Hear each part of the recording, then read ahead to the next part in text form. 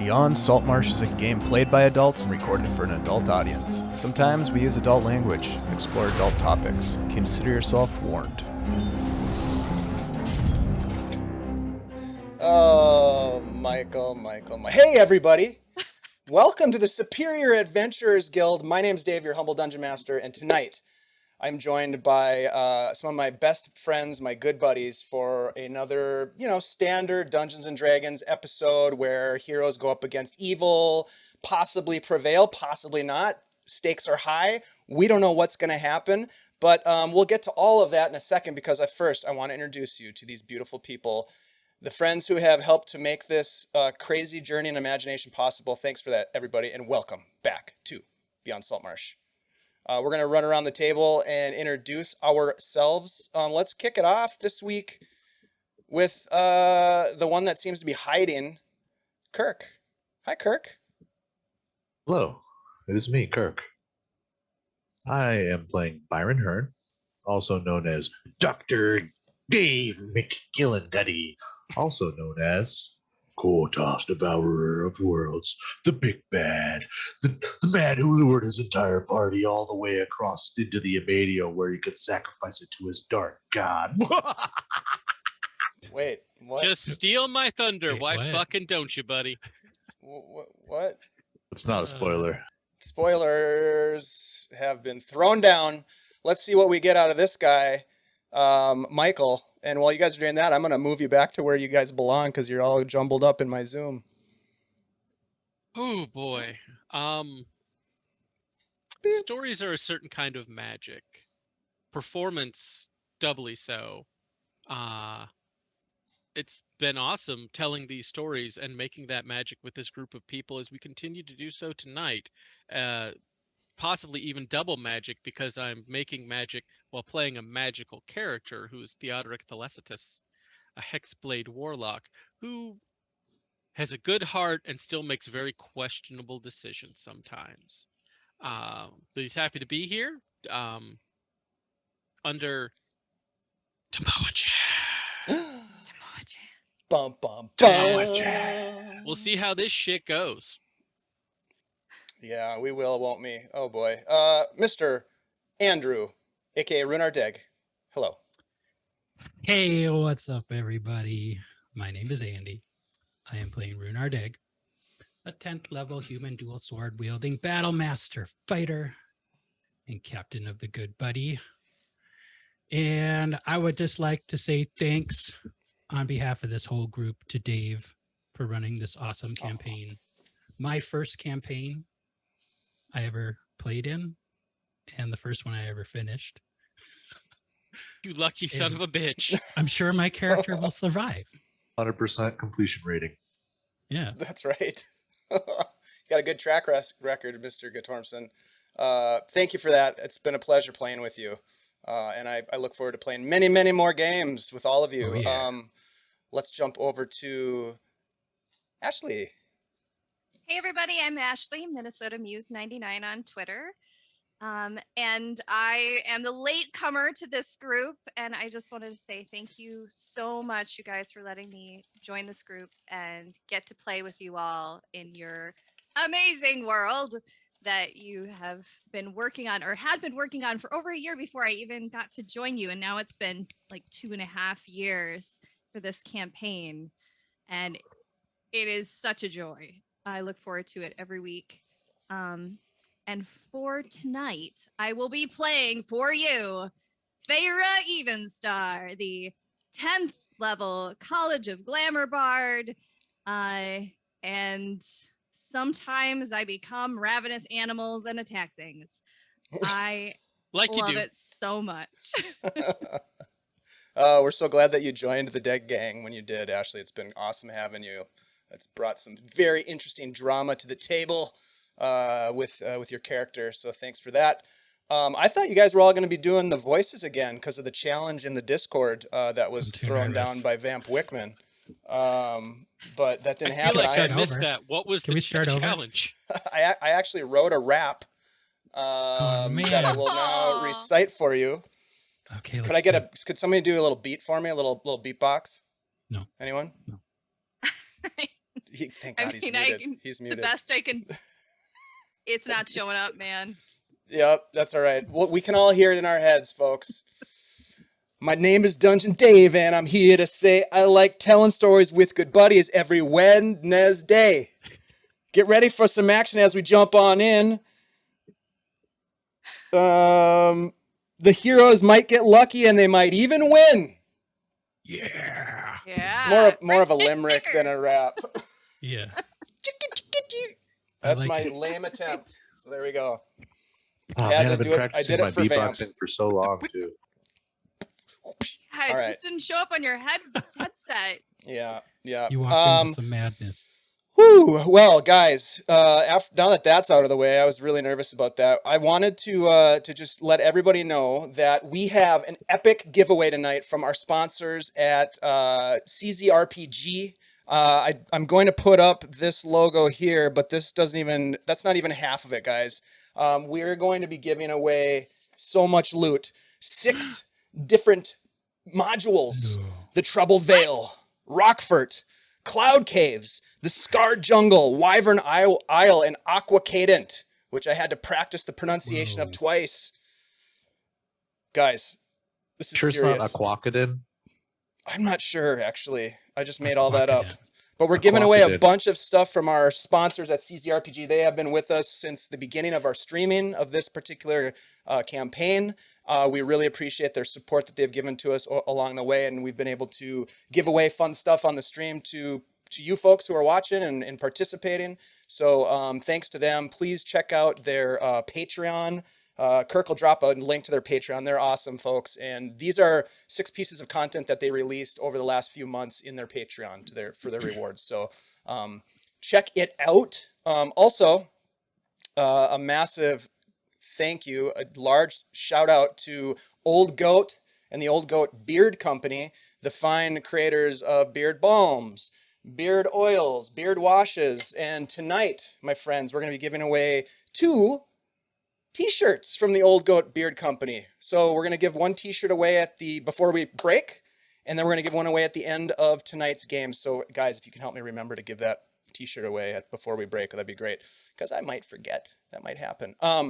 Couple of quick announcements before we get started. Big shout out to our friend, guild buddy, Tithalanos, who launched into the realm of being a dungeon master this past Monday on the stream. We during our Monday Night Mayhem, Tyler ran his first session ever, and it was fantastic, super fun. If you didn't catch it, it's on VOD, so jump over to that later and watch it. We're going to be coming back with the second part of the 2-part short shot next Monday, so come by and check that out. The story of the Deg Gang will be tying a few things up tonight, I think. Or we might be tying them up and bundling them for... TPK. Yeah, I mean, it's hard to say Real what time. might happen. All new characters must be introduced in the traditional fashion by coming to get the bodies of the old characters. Yeah. Well, that's how we do it. But we are going to be launching into a new story within the same campaign. So it'll be in Greyhawk. It'll be around the same time, and we're working out the details of that. We've got some new players coming in. We've got some new stories to tell, and we may even come back to revisit some of the Deg Gang's further adventures, should they survive tonight. They may tie in somehow to the new adventure. We'll see how that goes, but just want to let you know that we're doing that. There'll be more information on our Twitter, so if you are interested in following us on Twitter, you'll get updates on all that good stuff. We're also actively looking for players in different games over on our Discord, so if you want to jump over there and hang out with us on Discord, please do so. We would love to have you. It's a very safe and fun place to hang out and get nerdy with folks like the people you see here on the screen. So if you want to support the stream, I should always mention this because I forget, following us, subscribing if you've got like Prime subscriptions to throw around, or just hanging out in the chat and being goofy and having a good time with us. We love that. It's fun to have you here. So thank you for joining us. I don't think do we have any other announcements? I think we're good, right? Good? All right.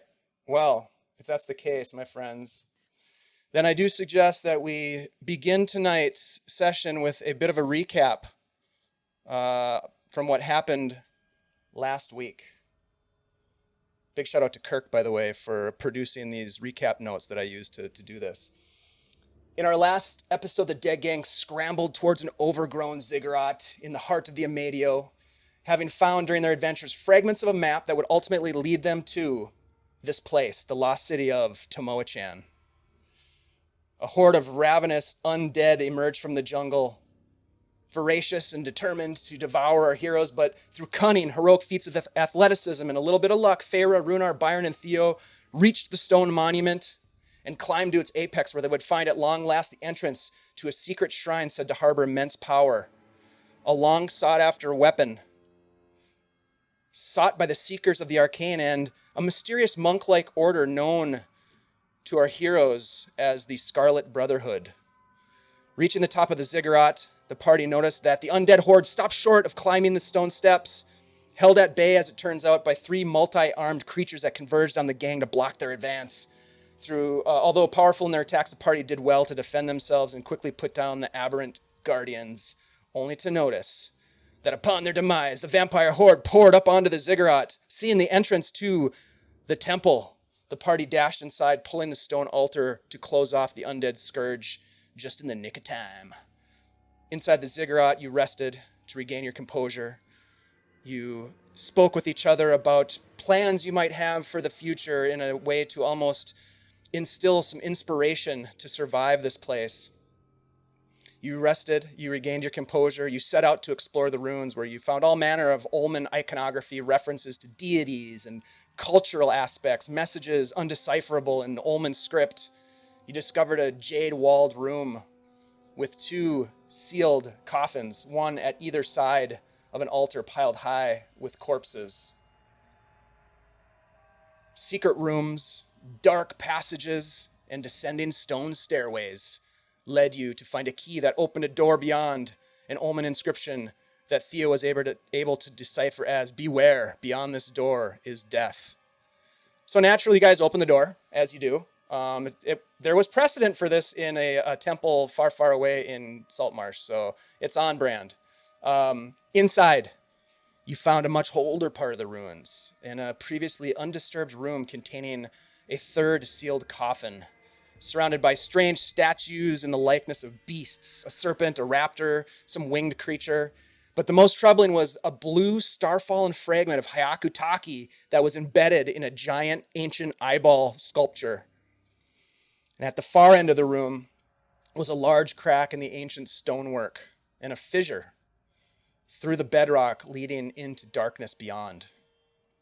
And this, my friends, is where we pick up tonight as you take perhaps your final steps into the heart of Tomoachan.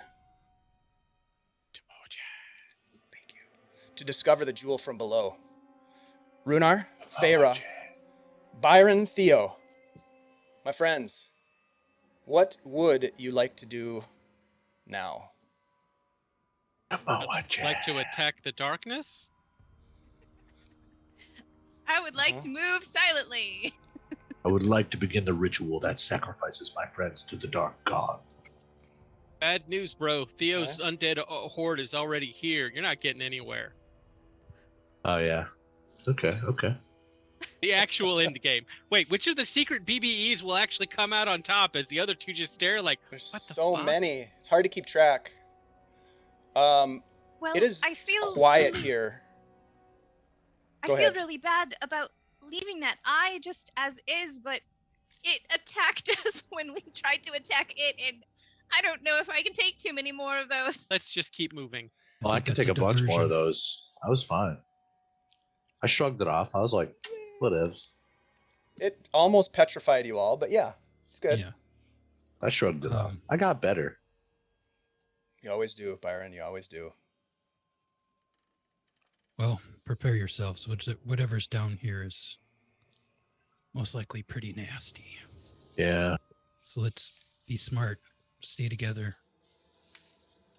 Don't get isolated. Don't get separated. Wait, I'd you like think my to- ex-wife is down there? You have an ex-wife? Backstory? No, that's why I was confused. I'd like to smell the air because it's so quiet. I want to see if I can smell it. thing, and I'm gonna see if I can taste anything on the air. Sure, roll a perception check, Byron. Have you tasted many tombs?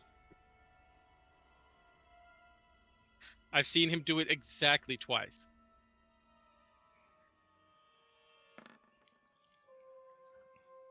No wonder I can't hear music. That's gonna be a 23 perception. 23, yes. The air tastes stale. This room, as you recall, was something that had been sealed for many, many millennia. It's hard to tell. The appellation of the air gives you the essence of multi generations of death. However, you do feel a bit of I wouldn't call it a breeze, but air currents that are flowing from the rift that leads into the darkness to the east. Perhaps a Right draft. in this area here. A bit of a draft. Thank you. Does that mean that there's a way out this way? It means there's something open down there. I find it highly unlikely that there's an exit, though. Yeah, something Otherwise- sucking air in. Otherwise, why would it not be free? Yeah, yeah. It could be a cave Well, system. you're right. I mean, that door was Oh. still locked, but if there's another way out, they wouldn't need to unlock it. As you say that, big shout out to Mr. Vamp Wickman for giving everybody 4 advantages. Oh, man. Wow. Well, Epic. shiz a Thank nickel. you. Thank you for that. We'll use them. We Now. will. Dave doesn't need any more. I have quite a He's- few. So many. It's gonna end greatly. Theo then goes, You already you has- know, perhaps we should take a moment here God. to bind our wounds and take a breather. I say that because all of my spell slots were literally just used to make sure we don't get turned into stone. Oh, Oh. AKA, I need a short rest or this fight's gonna go even worse. all right. Great. Well, while you're doing that, I'm gonna take out some pythons and some rope, and I'm gonna make another trip trap at the base of the stairs behind us. Okay. We should probably do it in this hallway out of the view of the giant eye. I'll do another Well- one at the entrance to this little crack in the wall. Sure. Roll 2 survival checks for me as you set these up. And might I remind you that you have a pile of advantages. Yeah, I'm gonna if you burn a wanna couple use them. advantages. Why not? Okay. Quick question. Do we still have temporary hit points from any of Thera's abilities? Not if you take a do? long rest, doesn't it? Doesn't it Not dissipate at a after Let's a take long a short- rest. or short but rest, after sorry. a short rest, you're good. Like, Okay. it's only gets We get- rid of them during a long rest. Oh, I sweet. got a Nice. 17 That's and an 18 on amazing. the survivals. Yeah, you seem like you get a sense that these traps are well set, Byron, and that they will be effective, at least in warning you if something were to come up behind you. Shout out to the people at Wizards. If you're working on 5.5, make those short rests 10 minutes again like they were in the test rules because it makes more sense. Yeah. Ah! But so you guys are going to attempt to take a short rest. Is that what I'm hearing? Yes. Okay. Since nothing, I won't really get anything from a short rest. I'm going to ritually cast Tiny Hut in the Okay. middle of this room. And if people want to be inside it, they can. Why not? But I Yeah. figure if something comes upon us while we're trying to rest, we would at least be protected if we stayed within the hut. Smart. Agreed. Runar doesn't technically need a rest, so he's going to spend the time readying himself for battle. This is just a warlock nap. It's a warlock power nap. Yep. Just flexing and stretching is what I envision for Runar. Yeah, honestly. Organizing my weapons. Meditation. Alphabetical order. It's kind of like a golf bag, you know? Like you gotta be ready with all the iron. You know, while you're doing that, I'm gonna be, sitting down, throwing stuff in the corner and Chuck's gonna run over and grab it and bring it back and just keep doing that for a little bit. Playing fetch. A little fetch with Chuck, Okay. Give me Thera a d20 roll. Okay.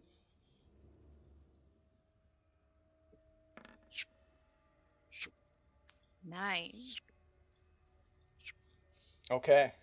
You where are you putting the tiny hut, and where are you all going to be standing? Why don't you move your tokens to where you're actually going to be, because this could have an impact here. Vera, where is your hut? Should we Um, do it like right in here? I think that's the most space where it's not. sure. Or Well, I think it might have to be surrounding this coffin.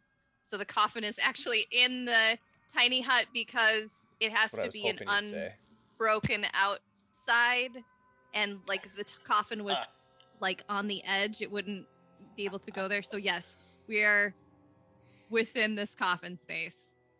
well, Then Can I'm we gonna put it climb in on the top of the rift? coffin and sit Top down. of the rift here? Perfect. does it have to be the full size? I'll do the same. I'll sit on the coffin. All right. So you set up Thera. You use your ritual magic to invoke the protective power of this this tiny hut. Everybody stepping inside. Byron playing fetch with Chuck, and Runar sharpening and cataloging his many implements of death, and Theo taking a warlock power nap to regain some abilities, because that's what you do. Let's see. Let me do this. Let me get a d20 roll. And Chuck can easily run out of the tiny hut and back into the tiny hut with no trouble whatsoever if you are throwing that stuff back and forth. Byron, you're throwing whatever it is, a little ball or a rock or a little trinket that you have, and he's bringing it back, and you throw it, and you hear, as it hits the wall, you hear this. And at first you're like, did I just do that? But it just happened to be that it coincided with when you threw the thing at the wall, and you all instinctively hear this and look towards the fissure. You are able to accomplish a short rest, but you heard something, you're not sure what, from beyond the darkness of the fissure to the southeast. And as your short rest ends, my friends, what would you like to do? That Let's was loud. sneak that I'll, way. I'll stealth check You're gonna because I sneak accidentally forward? delete. Yeah, I'm gonna sneak forward. I accidentally deleted my character too. Oh. Well, Oh, your character How long icon. have you been playing this I know. game? It's goofing around over there. Yeah, I go. was trying to delete. Yeah, there you go. All right, so you're getting into a marching order here. So Byron is going to take the lead. Who's going to Yep. go next after Byron? I will. Okay. Well, And then Runar Runar, and you want Theo. to bring up the rear, or do you want to go next? Sure. I'll take the back, I guess. Theo behind in the middle then. All right. So the four of you begin to make your way into this fissure. If you are going to stealth along with Byron, please give me some stealth checks. Gonna burn an advantage for that, cause fuck. Yeah, Yeah. Same Z's. Okay. me too. Smart. Ah, wow, that was Worth it. That's a Runar not for stealth me. I got an 8. My other option was a 7. Oh, shit. Okay. That's why you're in the back. roll. 22. It's a group check though, right? I got a So 20. Wow, nice. 23. So yeah, overall, you guys do a really good job of stealthing along. Runar, you watch as Theo like steps on a rock and twists his ankle a little bit, and it looks like he's gonna go down. But you reach out and you kind of steady him so that he doesn't clang-a-lang-a-lang against the walls of this thing, and you move forward, continuing into the depths of whatever this place is. You start to see that there are pools almost of congealed blood on the floor as you step, and they're kind of sticky, Byron, as you walk past it, not actually seeing it until you step in it. You see that there's blood, kind of a sticky blood on the ground there. You continue moving forward into the darkness. I'm going to reveal a little bit more of the space.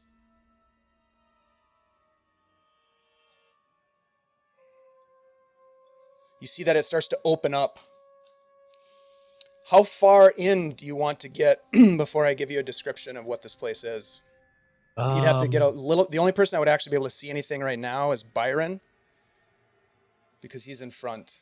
Unless you start to spread out a little bit. I will move in my full movement, actually. Okay. All right. I think we should stay together, and I'll move. Give me as far another as we stealth can. check, Byron.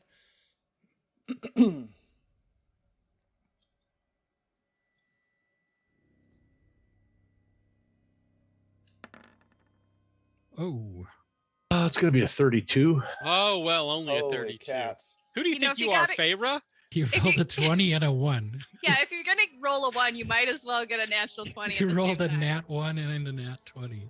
That's amazing. A 32. Man. Not too shabby. Are the rest of you moving up with him, or are you just watching him sort of move forward to get the lay Moving of up the with land? him. Okay. Moving on up. So everybody else, give me a Over second here. stealth check as you move in and kind of spread out to examine the space. Second advantage. Yeah. You're gonna burn one too, Runar? Yeah. Okay. Thera? I'm gonna risk it. Okay. Nice. Oh, not so nice. Well, 17 Again. for Runar. 20. Because of that advantage. You all move up, and Feyre, you stumble, and a rock gets kicked as you do, and it rolls up against the wall of the cavern to the north of where you're standing. You kind of reach out and put your hand out to steady yourself. And as you do, you look inside the space, and you see heads turning in your direction as you heads. Plural? holding the green lantern. Now you look And the inside light this source, space. too. A bat of some kind of a small bat drops from the ceiling and calls out in some strange, weird call. Let's see, where is that? Right here. Alerting the rest of the members of this place, and it flies past you, coming towards you, Byron, since you're in front. You look about, and I'll give you a chance to react, but you look in here and you see an enormous vaulted room. Cracked stone floor, unfinished. Unlike the places that you'd been so far in this temple, which had the stone floors that had been purposefully laid, this is a rough-hewn chasm, a cavern. The surface of the floor is pocked with pools of congealed blood and littered with scraps of charred flesh. The rough-hewn vaulted ceiling is supported by 4 stone pillars. That's what these are right here. There's 4 of them in here, each of them embedded with humanoid skulls. The central features of this particular space are 2 gaping chasms that tear through the floor. They also seem to glow with the familiar blue crystals growing on the edges of these chasms. You've seen these crystals before, my friends. But along the southern wall, this catches your attention, you see a massive portal of blue and violet light flickering with energy and illuminating the chamber to reveal a dozen or more red-robed monks. Similar to the Shar monks that you guys had run into in Nerisban. If you recall, there were monks that were busying themselves about Nerisban in service to the governor, perhaps, and his kingdom of Shar emissaries. They seem to be chanting desperately and prostrating themselves until Feyre trips and stumbles. This bat flies down towards you, Byron, coming in your direction, and then sees that there are perhaps 4 of you in the space, and it flies back and lands up on the wall to observe. Now, you can see these monks. You look past the monks, and you see a strange figure down in this area here. Familiar violet robes of the Black Brotherhood. You've seen these robes before under Nerisban when you were making your way to the Whisperer's lair.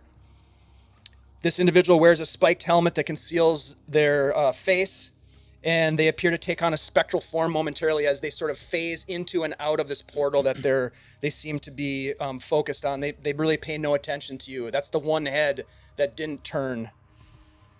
Beside them, right here, this individual here is an unmistakable figure that you recognize. Someone that you encountered at the Governor's Gala in Nerisban. Someone that your friend Tenok had spoken with at length. A white-haired man, a distinct widow's peak, spectacled, thick sideburns, also wearing now violet vestments.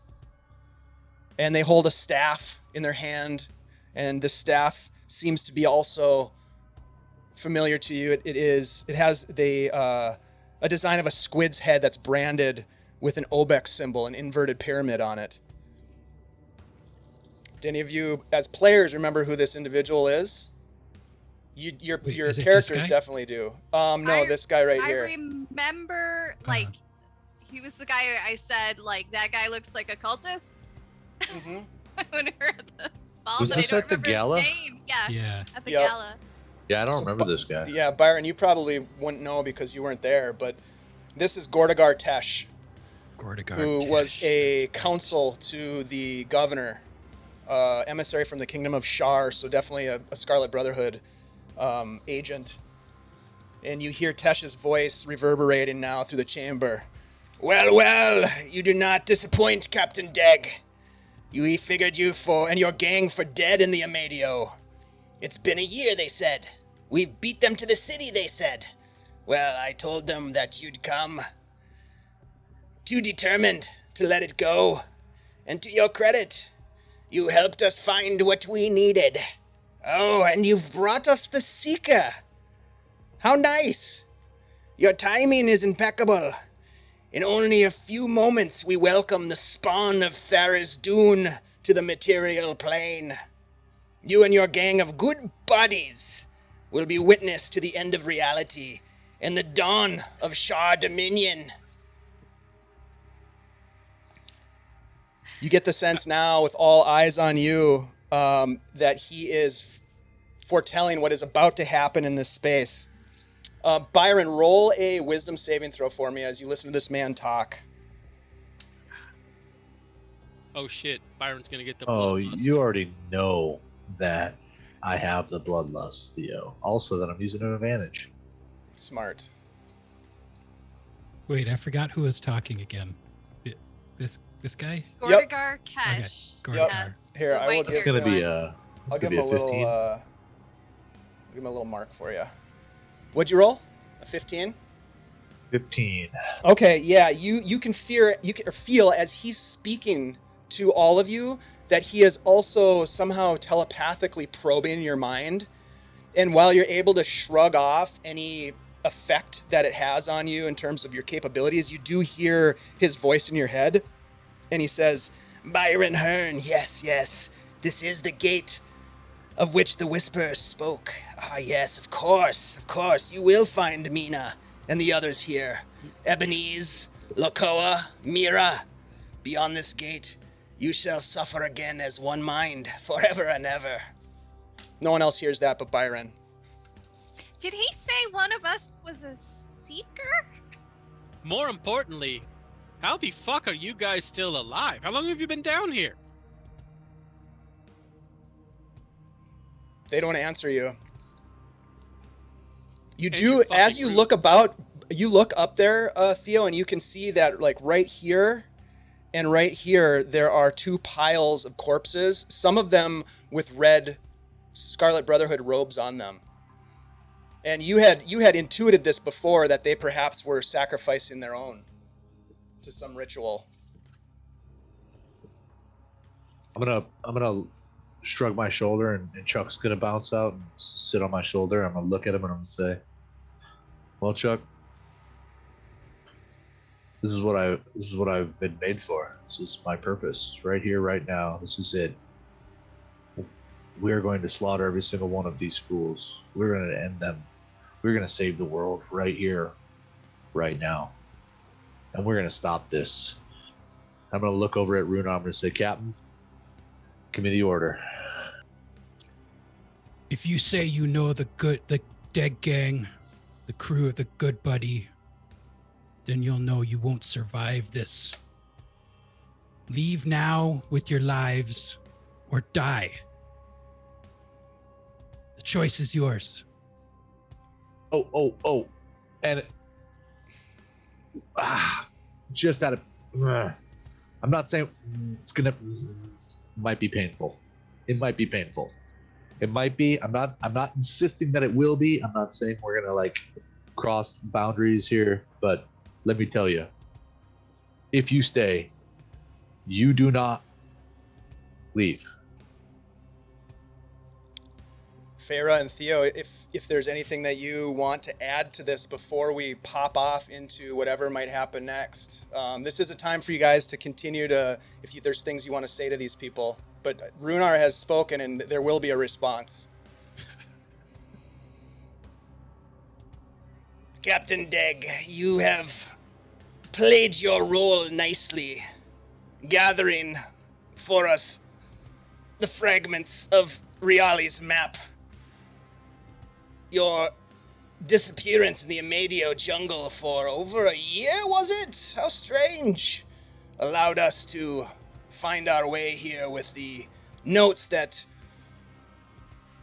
our mutual friend, Master Refram, took for us in Tharizdun. You guys are like, who's Refram? Because you guys still don't remember who that is. Theo does technically. Theo does? All right, Theo does. Technically. Who's Refram? It's the guy we pulled out of the swamp there right before I disappeared. Not ringing a bell. Okay, very quickly, and Theo's just ignoring these fuckers for a second. Refram was a crazy person. Something must have happened to your brain. Yeah, Byron's a seeker of the arcane. Secret society, not very good at being secret. That's the one they're talking about. He sort of started this all, and we're going to murder every last one of them. I don't know why we're still talking. Hey. Oh, Hey. well, yes. We're good at being secret. Feyre's going to tie the Green Lantern to her belt so she doesn't have to hold it anymore. Okay. Make sure you use your ring and say the Green Lantern oath too, so you recharge your ring. What? Comic joke. Sorry. Nerd. All right. Anybody else Fucking want to say love anything Green Lantern. before we roll initiative? This is your opportunity. All right. You'll never get away with this. I will. Nice. I will kneel down right before this gets wild, and I'll pull Chuck to my chest, and I'll give him a big hug, and I'll whisper into his ear, "Biori, if you can hear this, whatever it takes, whatever I've got, whatever you give me, this is it." Thanks, Scarpy. And I'll say, also hearing him go into a prayer, I'll say, Maris, if you're there, I have to survive this to go home, to do what you asked me to. So anything you could help out with, I'd appreciate it. Pleading with the gods. I like it. I like it. To join in on the hype train of prayer, if you will, to parallel the hype train trying to happen in chat. Theo's just like, Woot. Coronius grant us victory. I have too much other shit to do to die here. Did we all get another advantage? Yes, from Scarpy. Everybody's got an advantage. Yay! Yay! Thanks, Kyle. All right, so my friends, I've taken liberty to roll some initiative for folks ahead of time. Please click on your token and roll yourself some initiatives. Let's get this thing started.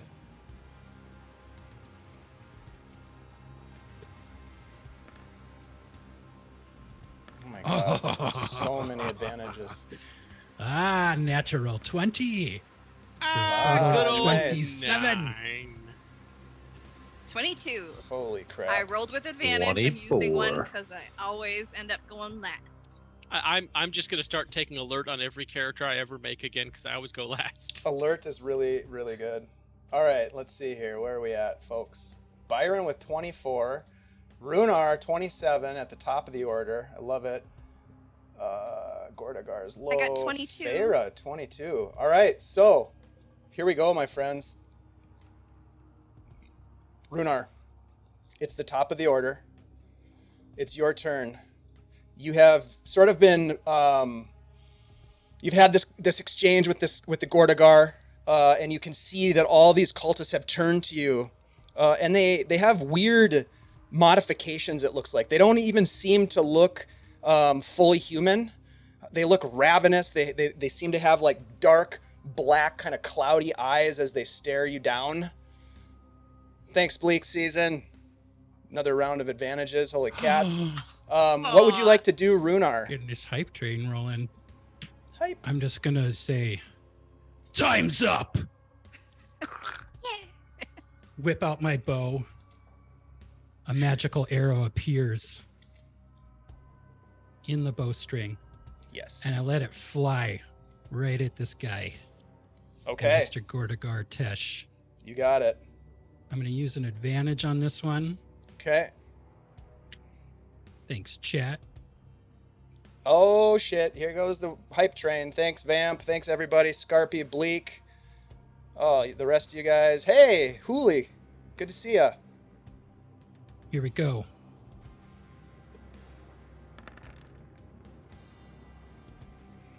$23 to hit 23 will hit Gordagar Tesh. for a total of Take 20 damage with sharpshooter. Holy cats. Yeah. And dogs.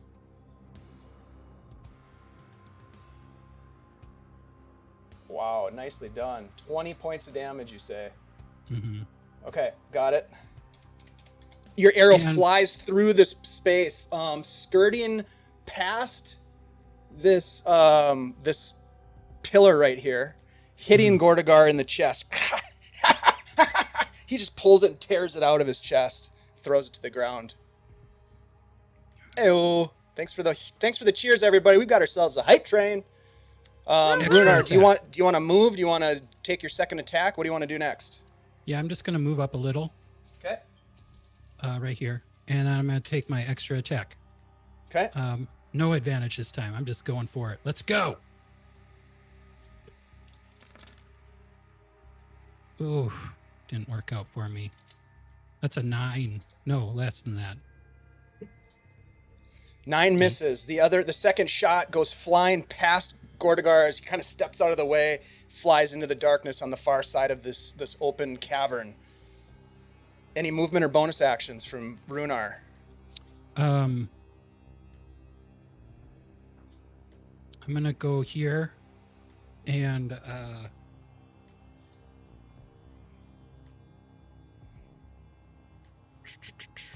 can I bonus action stow my bow? You can use your free action to stow it. I'll yeah, stow you it. have yeah, absolutely. Alright. Okay, that brings us to Byron. All right.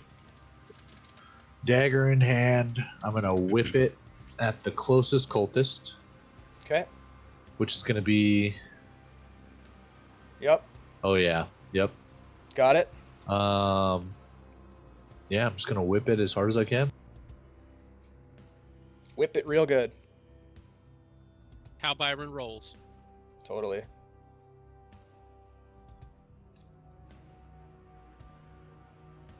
Holy cats, you guys. Thanks for the cheers.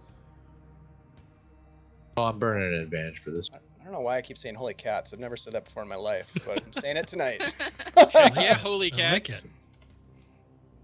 A 28 to hit for 8 magical.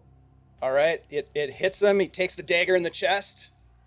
I will teleport to it. Smart. Okay. And I As will you growl do, in his face.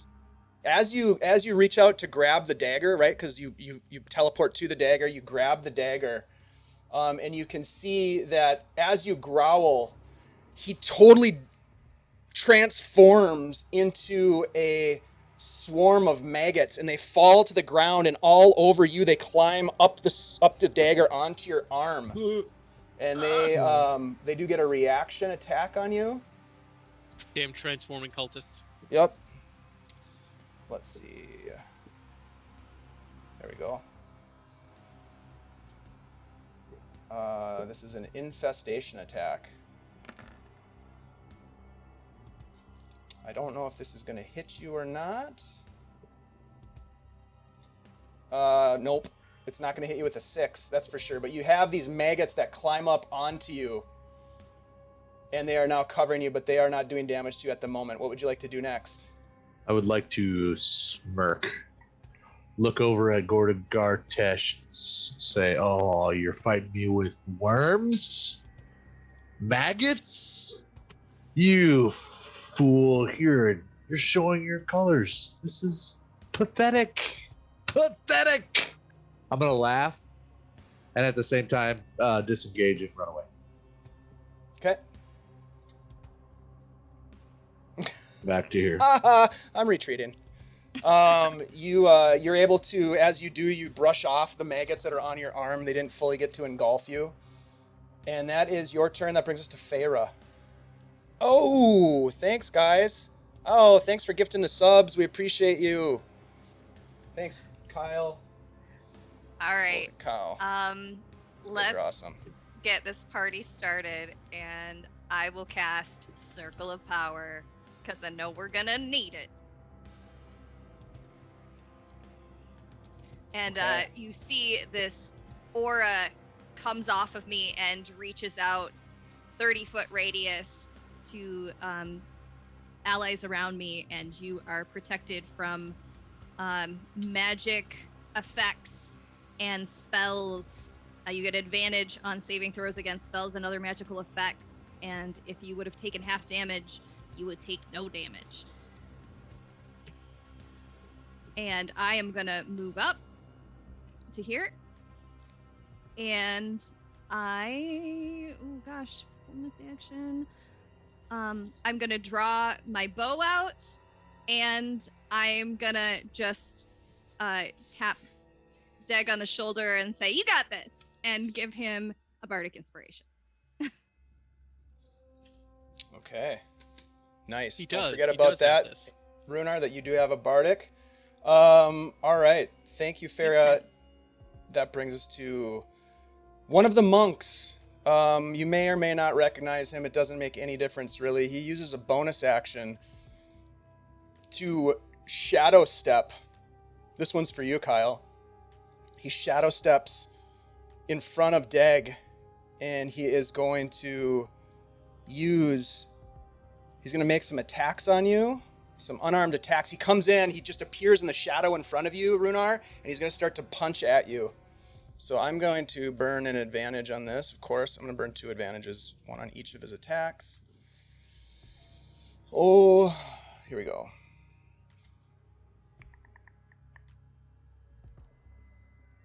Yep. All right, here we go. Unarmed attack. The first one is a 16 to hit. I don't think that hits you. That misses. Okay, yeah, you just kind of block it as he comes at you. The second attack.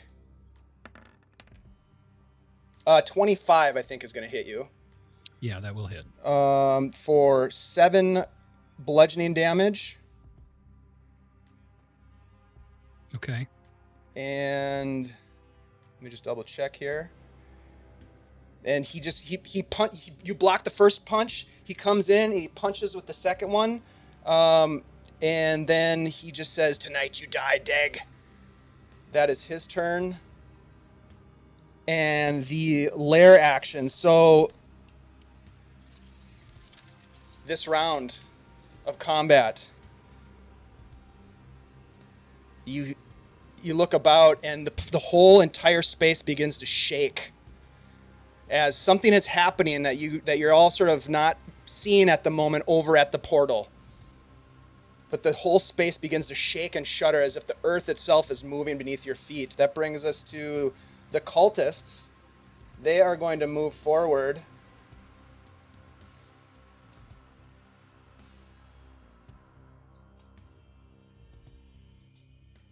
Let's see. 5, 10. And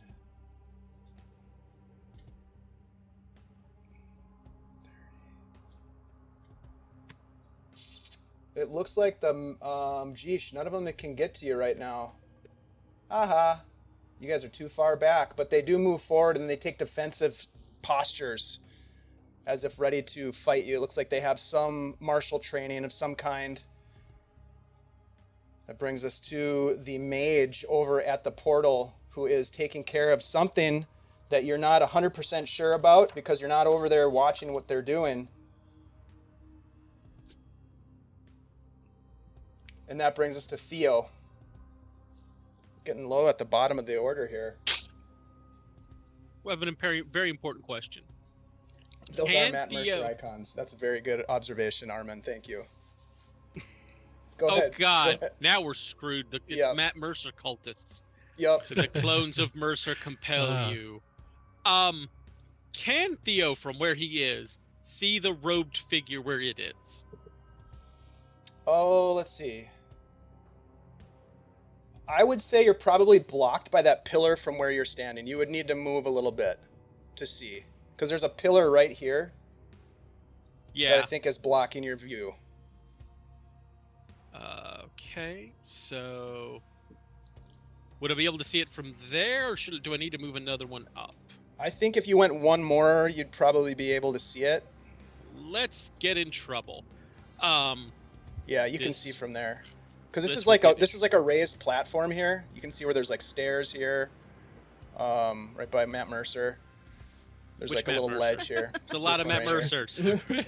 Attack of the Number 4. Mercers. Number 4. You have that longer hairstyle. It's totally. At which point, That's funny. Theo will reverse his grip on Kalistani to rest its point on the stone for a minute. There will be a bright flash of blue at the pommel, which he will close his hand around, where it snuffs out for an instant, before he bellows, "By light be cleansed," and the light reappears on our friend, the robed individual, and in fact a sphere of radiant blue light, perhaps a 30-foot radius sphere, centered on him appears. That might in fact be what some people would call a very sickening radiance. Nice. Centered on him, which means basically everything that's not mostly up in melee with us will be affected when their turn begins. And when their turn begins, when the creature enters the spell's area for the first time, or it starts its turn there, they're going to make a con save or take radiant damage and exhaustion. And if they succeed, they do not take half. They take no damage if they succeed. But yeah, fuck around and find out, bro. All right. So where are you placing this? Give me it a is specific. It is centered specifically on the masked individual. Like that, or not on them because it can't target. It targets a location right under their feet. Then. Okay. So you attempt to target this individual, but as you send this magical conjuration out, it seems to be blocked by something, some sort of a wall, perhaps a wall of force that has been cast, and it ends up centering itself right about here, right just to the upper side of this pedestal. And it does not extend beyond the wall. You can see where it's an invisible wall, but it shimmers as your sickening radiance kind of glimmers across its surface. Well, And then that's I going will to hit draw- let's see, let me everybody draw but this. Thera and Byron. It's like right there. Right the there-ish. Nice. Thanks for the sub. Saul's rolls. So we're also in that. So Theo, Can you do anything So- about that? You have advantage against saves, so with my aura. Mm-hmm. well, then it's not worth backpedaling out to get the opportunity attacks because I don't trust a fucking monk. No one should trust a fucking monk. They are full of pop.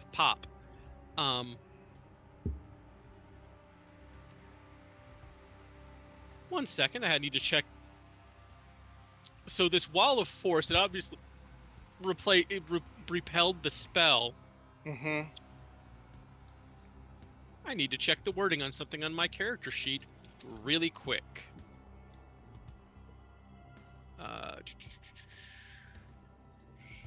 While he's doing that, folks who are in the chat, thank you so much for being here. Thanks for kicking us off with an awesome hype train. Big reminder to you all that we are doing a giveaway tonight, an epic giveaway, I should say. CZRPG has donated 6 different pieces of content that we're going to give away to one lucky winner, and the Old Goat has given us a couple of T-shirts that we're going to raffle off here. One before the break and one at the end of the stream. Exclamation mark drawing to get in on that action. Seeing All right, the Michael, what do you got? Seeing the spell end right there, and not knowing the specific how Wall of Force is going to interact with this, but I'm going to try it.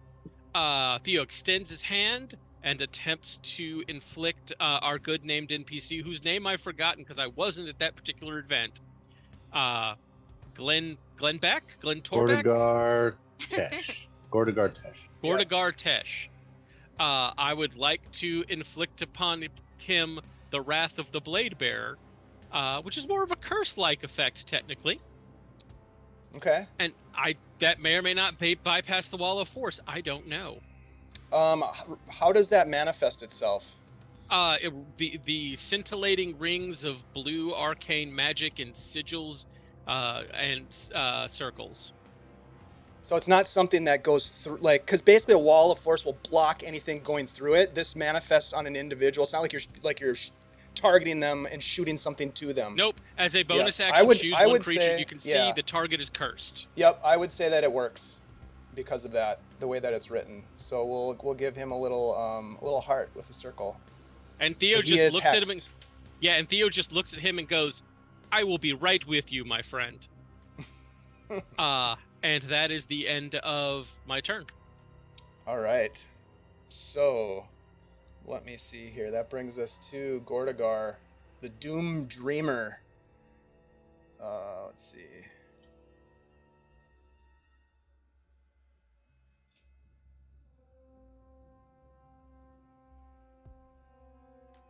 Okay, he is casting a spell. And you watch as... How do spells work? Let's see, an unoccupied space you can see within range. Yeah. There is a spectral warrior. Kind of taking a page out of your book, Theo, in a sense. That let's see, what's the range? 30 feet.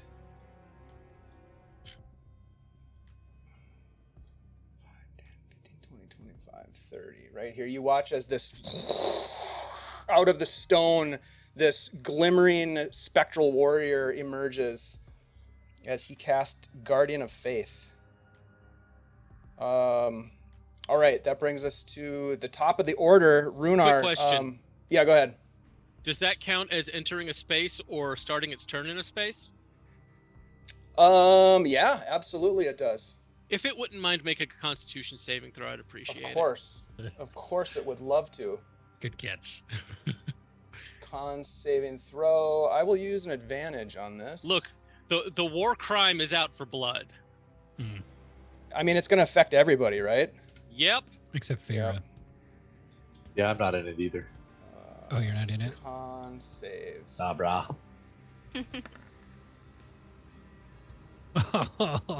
Well, I reckon a 23 will do it. Yeah. Natural 20. Wow, natural 20. Kabam. Okay.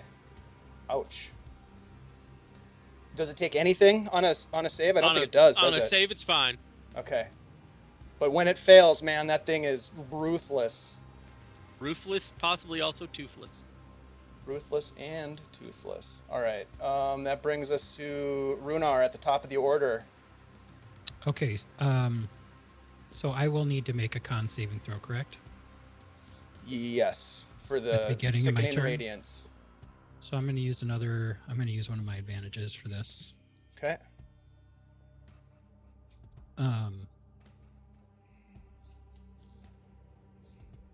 Con saving. Let's go. What's the DC, Theo? Oh, he disappeared. It's all right. What's 16. the DC? 16. Okay. 16. Come on, Runar. Sorry, 17. 17. Perfect. I'm all right. yeah. 27. 27. You're good. All right. What would you like to do, sir? It lasts until the spell ends. So if I stick around here, You'll have to make a save every turn. right? I'm gonna pull my sword and attack this fool. Yeah. You definitely should. Here we go. And also, we get those saves at advantage for free, courtesy of Thera. Yeah, save God, your, that's a great your feature. chat given Oh. saves because it's against a spell effect or ability. Okay, so is that okay if I take that back then? Well, take you it- still rolled with advantage. You just didn't have to expend anything. Yeah. Right. Yeah. Yeah, you're good. I'll add it back for you, Runar. all right, attacking this fool. Here we go. Normal. Natural 20. Oh yeah, Get that'll hit. it! That'll hit. I'm not done with him. He's going to get a trip attack coming his way. Nice. Okay. So Be I will sure- expend a superiority die. Roll Okay. 2 because you crit. Okay. Because it's double dice. Ooh. Yeah, So that's right. a total of 22 damage. Holy cow. That time I went cow. 22? And- Okay. Yeah, and he You will cut need through to, him. What kind of save does he need to make? A dex? This one is a. Where I can't find it. Strength save. Strength save. Yep. Got it.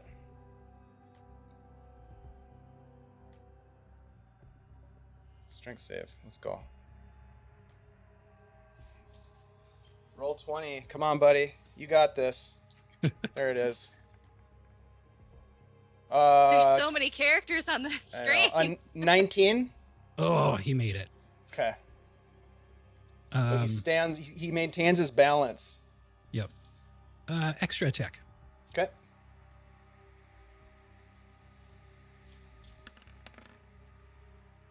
$19 to hit. 19 is going to hit. Just hits. And that's for 8 slashing. Okay. Holy cow! Yeah, you're tearing this guy apart. Let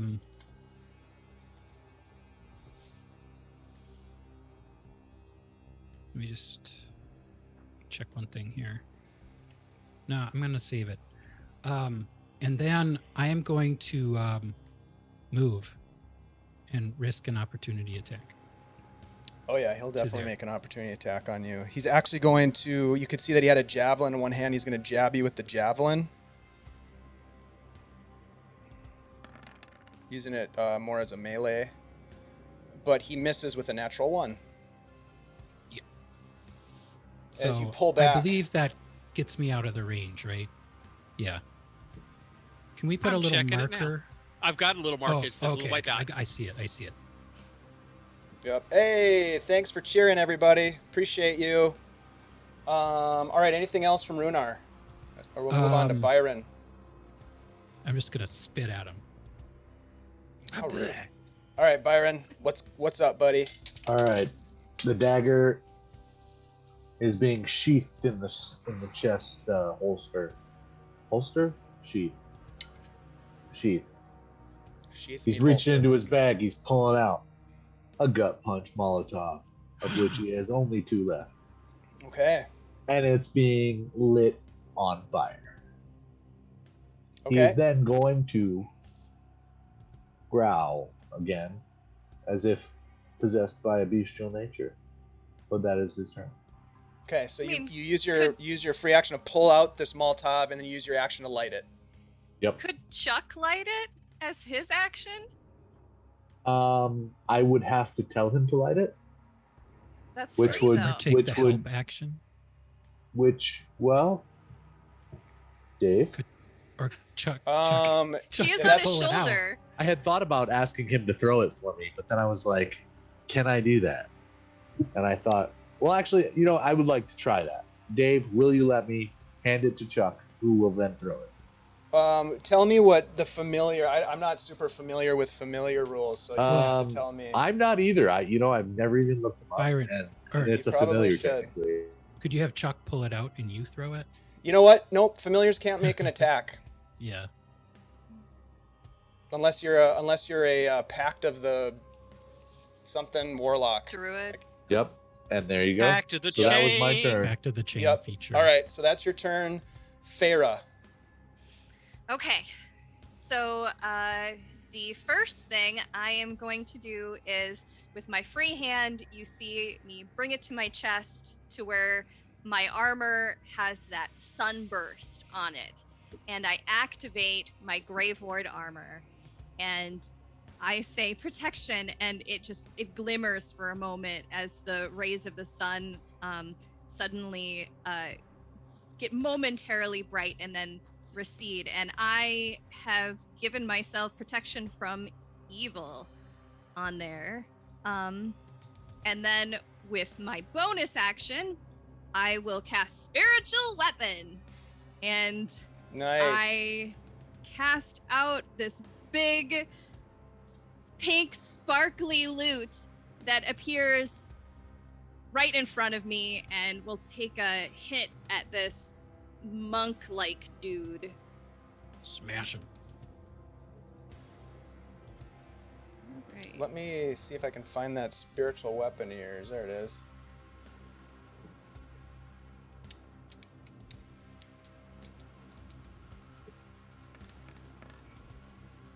Oh, yeah.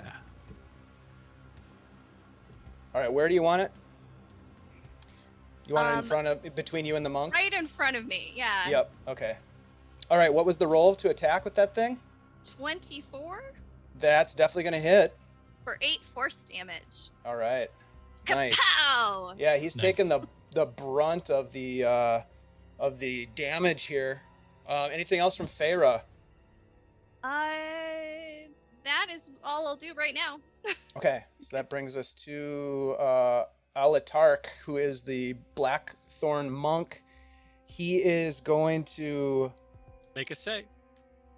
He's going to make a save. I'm going to use advantage. Thank you for the reminder. This is a con save. Con save.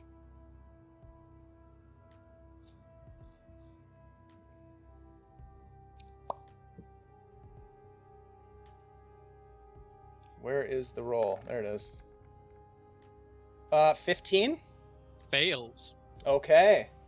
So tell me what happens. He takes some radiant damage, I do believe. Yep.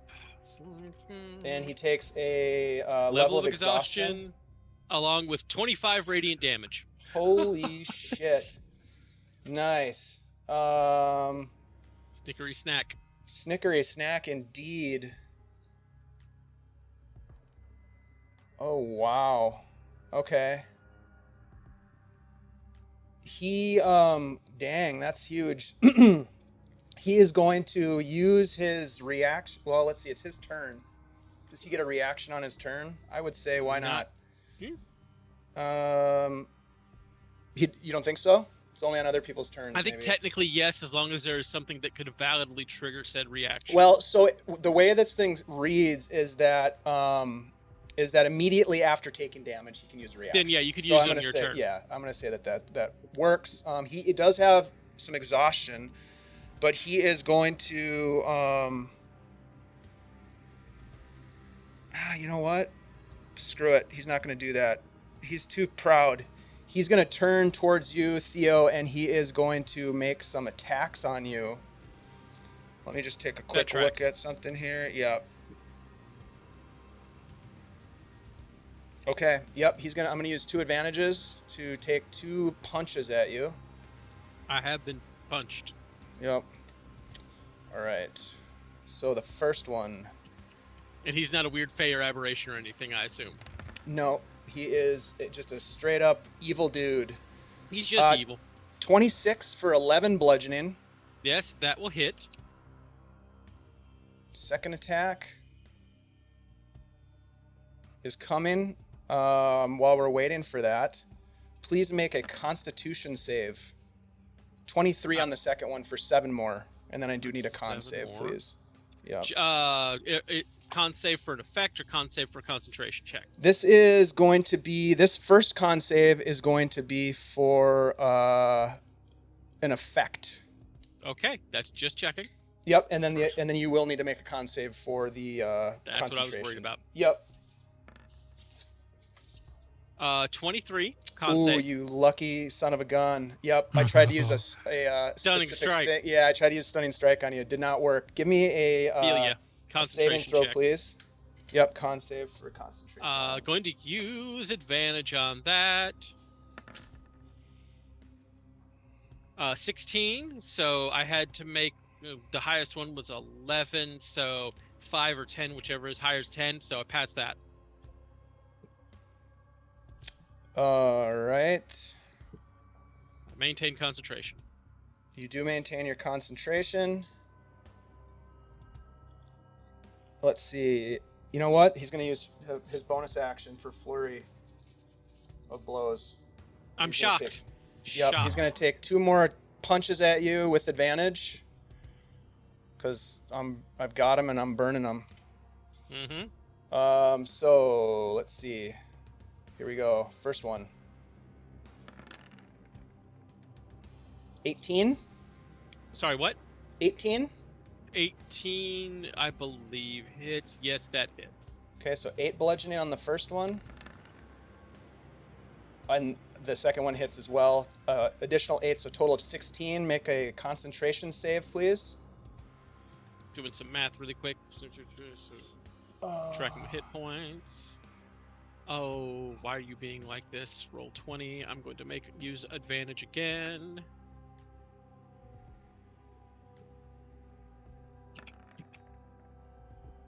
Ooh, That's a that's fail. not good. Yep, It that's goes not down. good. Shit. All right, The so radiance went sickening down? radiance drops. Yep, sickening radiance drops. He is gonna use a key point for to try to stun you. So go ahead and make another con save, please, for stunning strike. Definitely going to do this with advantage as well. Yeah, please do. Yeah, you're 22. fine. You take.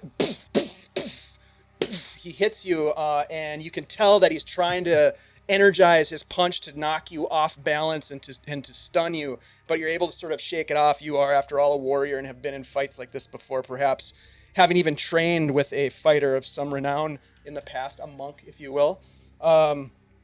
That is his turn. Now it is the lair action. You hear a horrible laughter inside your minds, and the shaking and shimmering and shattering of the ground and the walls continue.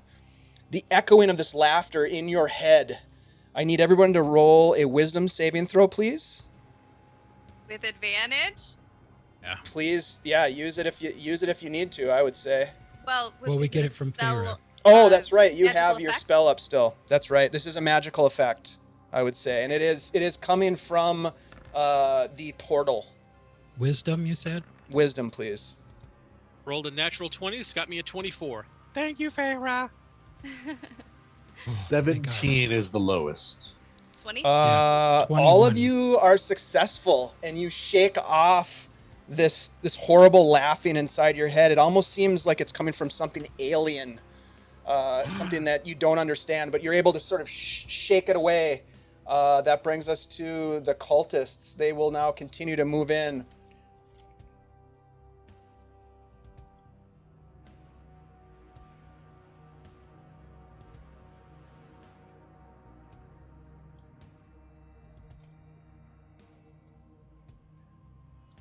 God dang it, there's a lot So of them. many of them. So much fodder for my swords. Yep. All right, so we'll start here at the top. Let's see, Byron, or that's Theo. Did something move underneath my spiritual weapon? Yeah. It Yep. is like, it's like occupying that same space as your spiritual weapon, which I think is okay because it's like an ephemeral sort of effect. I mean, but it's. It I'm does not not. sure it can because. Isn't it? It says so in the spell. You Oh, can. it does. I Yeah. thought Yep. friendly things could, but not. It does technically at the spiritual Spiritual weapon. I don't weapon- believe occupies space. Yeah, agreed. Okay. Yep, that's Okay. how we've always played, anyways. But anyhow, the guy to the north of you, Byron, is going to attack you with his claws. I'm going to use an advantage. You mean Or, sorry, Theo. Theo. Yep, Theo. And My bad. despite the maggot are these still human? As you look at them approach, their eyes are sort of blackened and milky, like a black sort of essence, and you can see that they have claws on their hands rather than fingers, and that's what they attack you with. I first ask one, only for purposes of protection from evil, which I have because of the torch. they are they're still humanoid. Okay, that's fine. Yep. So they're Shit. not aberrations. This guy does have advantage because you are flanked, so he's going to attack you with his claw. A 10 is not going to hit you. The Nope. guy to your right, Theo, is going to attack you. I will use an advantage on that one. Let's see. Claw attack. Ooh, natural 20. For 7 slashing damage. The one in between Thera and Alteric is going to attack Thera. Is might as well. he an undead or a fiend? Nope. No, Or it's a an humanoid. aberration? He's just That's a why I was really checking. he's a Matt Mercer cultist, basically. He's just a regular cultist. Regular old, yep. All right, so he is going to attack you with advantage as well, using his claws. That's the one thing that's different about them, is that they have some sort of a claws on their hands, whether it's part of their body or not, you're not sure. Come on, buddy. Misses with a 6. As a reaction to that, for attacking Thera, someone who is a friend of mine, but not attacking me, I would like to use Sentinel to punch him in the face with a big fucking sword. I would like to second that. Fair enough. Oh, They both they could whack. both, they could both use their reaction. Does a 17 hit? Yeah, 17 definitely hits. 14 slashing damage. All right, and that's the guy that's underneath the. The guy under the spiritual weapon. Bad Yep. place to be. It really is. What about a 23? Does that hit? Yep, that hits as well. And actually, I get sneak damage You on do. that too. Roll it up, man. I'm here for that. Another 10. Wait, is it 46? I think it's more than 3, isn't it? I don't know. What the heck? You would know. I think it's like Was it- 6 or something. Yeah. Ultimately, figure it out. It doesn't really matter, as this guy is 100% obliterated. As you, let's see. I gotta move this for a minute. There's a lot going on here. He transforms into a swarm of maggots, and because Worst. yeah, they, as a reaction, attack you, Theo.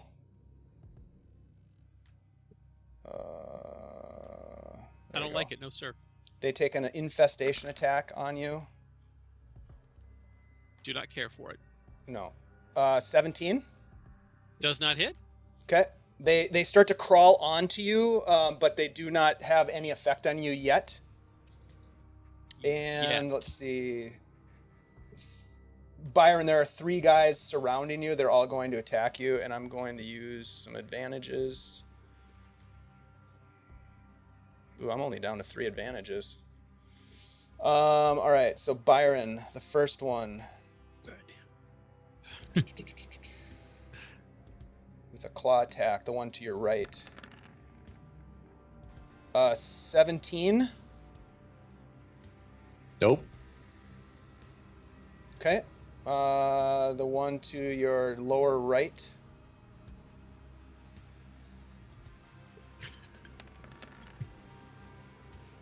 Uh, 22. Nope. Yeah, that one hits. Yep. 4 slashing. And then the one to the bottom of you. 21 for 5 slashing. Make sure you guys update your tokens with your current hit points, please. All right. These guys are going to do some movements as well.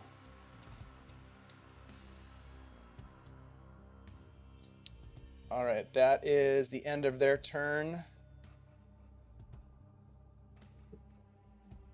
Interestingly enough, do this.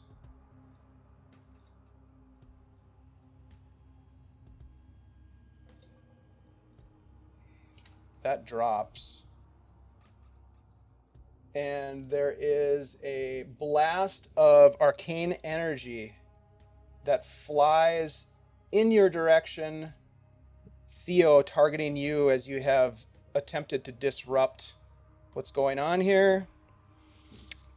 Let me bring this guy up.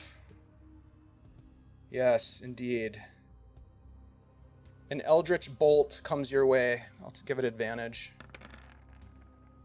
27 as it hits you in the chest for 22 force damage. Ow. Yep. I'm running out of advantages here. Oh, thanks, Heroes and Hooligans. Add one back.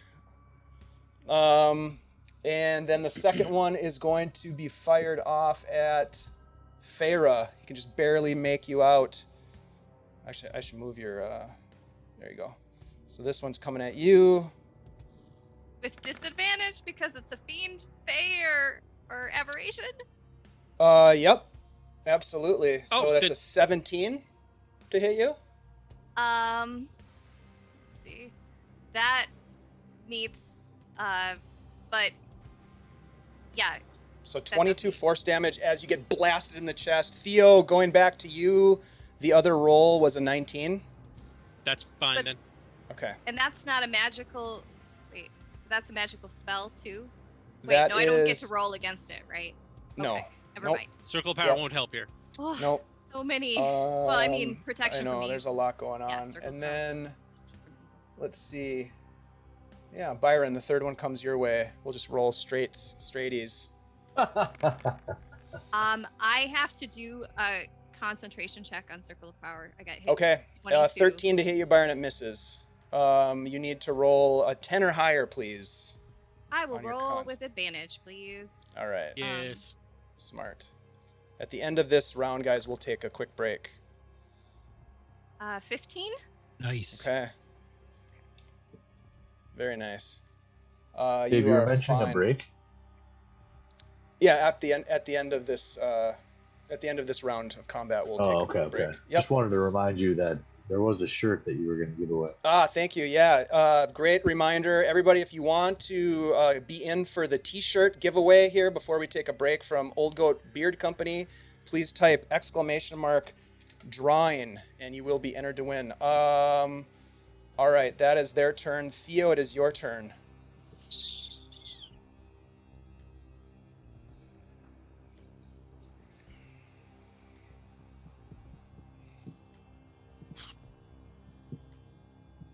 Hey, table.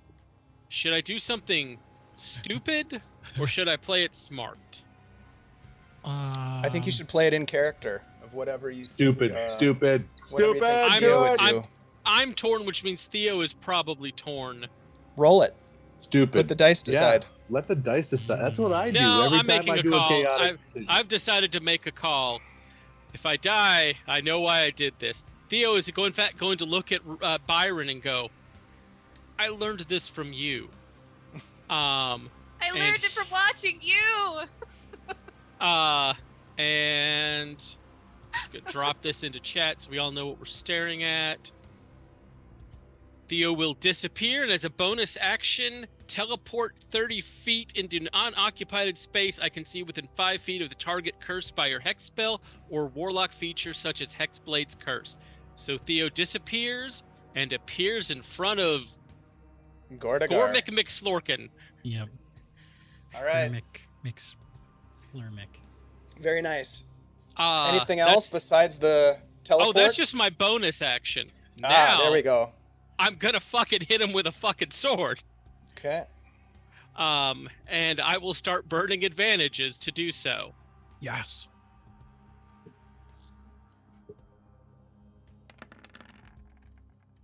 Uh, 25 hits,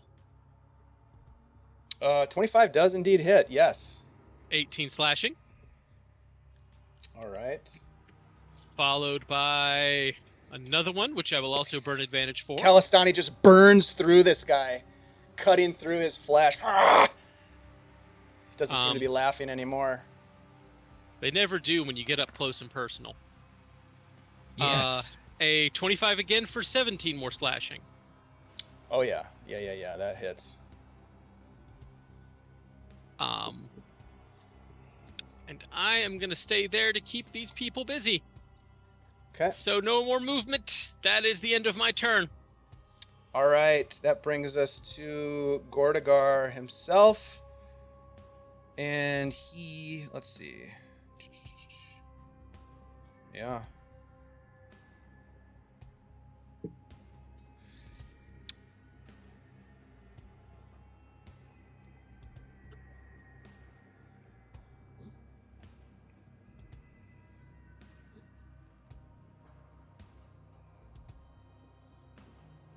He is going to reach out with the staff that I mentioned. It has the sort of sculpted to look like a squid's head with an obex on it, like a upside down triangle pyramid, something that you guys have associated quite easily with the Elder Elemental Eye.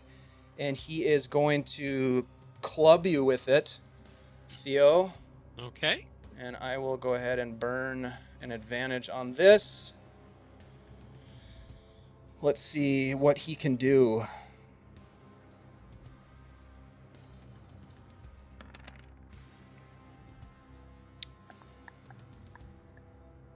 Does a 16 hit you? It does not. Okay. He says, "Oh shit," as he misses you. And then he is going to stumble backwards as he tries to get out of your way. You do have an opportunity to take an attack of opportunity. I absolutely will. So he's going to move out of your reach if possible. My reach is eternal. And just for funsies, because I don't trust anything happening here, I'm going to burn another advantage. Okay. I have 3 left after this. To attack. Yes. Oh my god. So that damage That's a is natural not 20. total. Wow. I will use my last spell slot and Eldritch Smite him. Oh boy. As you should. Just let me drop it into chat. It's D8 plus D8 per spell level. I can only use 5th level spell slots. So that's 6d8 doubled to 12d8. Holy shit. I love it. So the total damage there is 16 plus 59, which What? is 85 points of damage. 74. Holy shit. 75 points of damage. 75 points of damage. 75 points of damage as he tries to back away from me. Hold on, let me get out my calculator. That'll Wow. learn you. Yeah, no shit. Oh, sorry. Technically, Evil I get to add another modifier because he is cursed hexed. by me. Yeah. Yeah, He's got the so wrath he of also the Blade Bearer. so he takes an additional 4 points. Additional 4 points, which makes it 79 lot. points of damage. A lot. Wow. Yeah, you cut into him as he Yeah. stumbles backward. He kind of holds on to his guts as they're spilling out. I didn't expect that. And he And stumbles back. Because I have Sentinel, when I hit a creature with an opportunity attack, the creature's speed you becomes 0 bastard. for the rest of the turn. So he So can't He move. is stuck with Can't me. move. All right, all right. Oh. Well, immediately as he's cut, his Guardian of Faith comes a-running and is going to come at you. Does he not have to make a concentration check for it? Actually, he doesn't. It's not concentration. Oh, shit! Yeah. I was So that- not counting on that. So that's Fuck. kind of cool. Yeah. Can it move through the wall of force? It's, The Wall of Force is gone. I noticed Oh. that. I was Oh. hoping to bring it down, but Yep. Yeah. No, it's already down. So he is coming at you. He will have advantage. Let's see. A couple of Is he- attacks from a spectral longsword. is it a aberration, fey, undead? Undead. Well, it's at disadvantage. Disadvantage applied because of protection evil. So it'll be a straight roll. Okay, first attack is... Touche, my friend, a natural 20. It Oh, Uh, no. deleted. So 18 force damage. Nobody likes that. second attack, which will also be at just a straight roll. Oops. There we go. Oops. Oopsie. 21. That'll hit. 7 force damage in addition, as he comes up behind you and cuts you down with a spectral sword. Kalistani just vibrates and almost like urges you to turn upon this undead creature. We're going to go ahead and take a quick break because it's 8:30. Before we do, we've got a moment here to for you all to get in on the giveaway. We've got a t-shirt that we're going to be giving away from the Old Goat Beard Company. Big shout out to Andy and his team over there for making really awesome products like this right here, the Old Goat Beard Balm, which I use on the reg. Really good stuff. But yeah, we're excited to have them as a sponsor. We appreciate their support. Andy has been playing in some of our games. You too can play in our games if you want to hop over and join us in our Discord and find out about all the great stuff we have going on. But right now, let's give this thing away. I'm going to go ahead and roll this thing. Get in on the action. Exclamation mark drawing. Here we go. 1, 2, 3, 4, and 5. Scarpy TV. Hey, Kyle, congratulations. Yeah. You've won the t-shirt. I will get in touch with you to get your mailing address and all that good jazz. Congratulations. You guys are awesome. Players, great stuff so far. You guys haven't died, and I'm excited. And I did not think Gordagar Tesh was going to take so much damage so early in the combat. So good on ya. We're going to come back in just a couple of minutes here to find out what happens next. We'll be back. 5 minutes. You're doing great.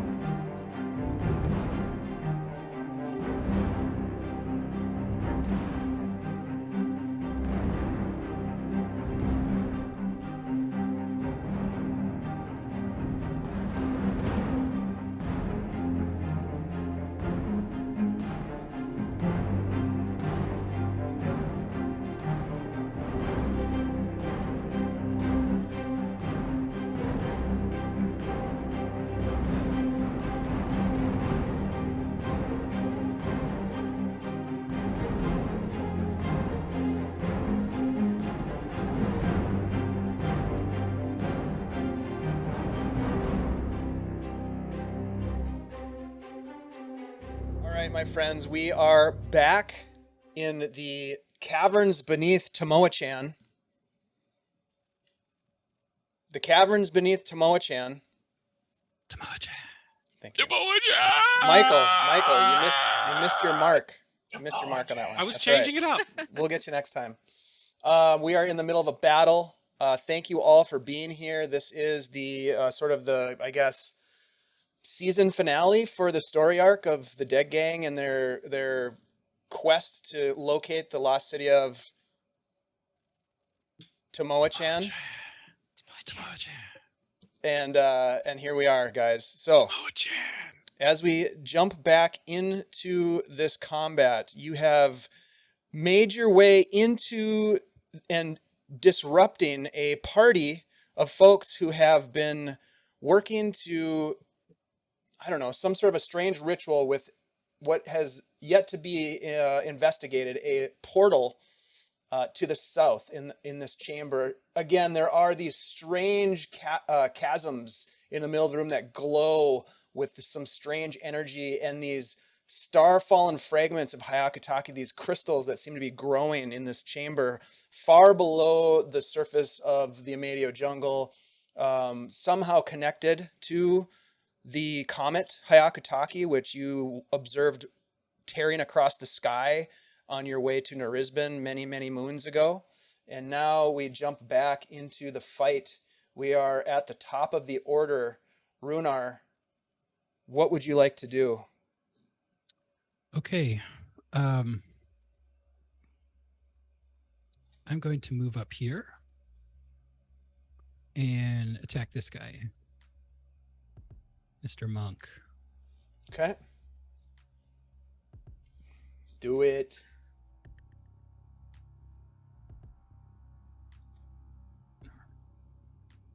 Okay. Hit him and hit him hard. Because he's got more key points. And he wants to use them. A 20 to hit. Yeah, that's going to do it. That's going to hit him. For 8 slashing. Okay. And then I'm going to... He's not looking good. Your sword comes down on him and he's kind of like stumbles and he looks back up at you and kind of grimaces. I'm going to reach behind my back. Well, actually, yeah, whatever. I will reach behind me and pull out the blood spear. Ooh. And Tell us attack a little with bit that. about the blood spear. And if you can pronounce the name of the blood spear, I'll give you a free advantage.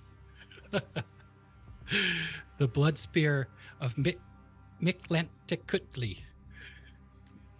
Okay, yeah, that's close Probably enough. better than you would have done. That's close enough. I couldn't remember how it was pronounced, so Look, you I got started it. at the beginning. I started at the beginning. No, All you're right. good. Oh, so I got an advantage for that. Yep, but you have to use it on this attack. Yeah, I'll use it on this attack. Okay. I whirl around, pull out this spear, and try to shove it in his guts. Ooh. Here we go. Natural 20 Yep. for a total of 28 and 12 piercing. Yeah, you run this spear through him. Does it have any additional effects on him? Does he go down?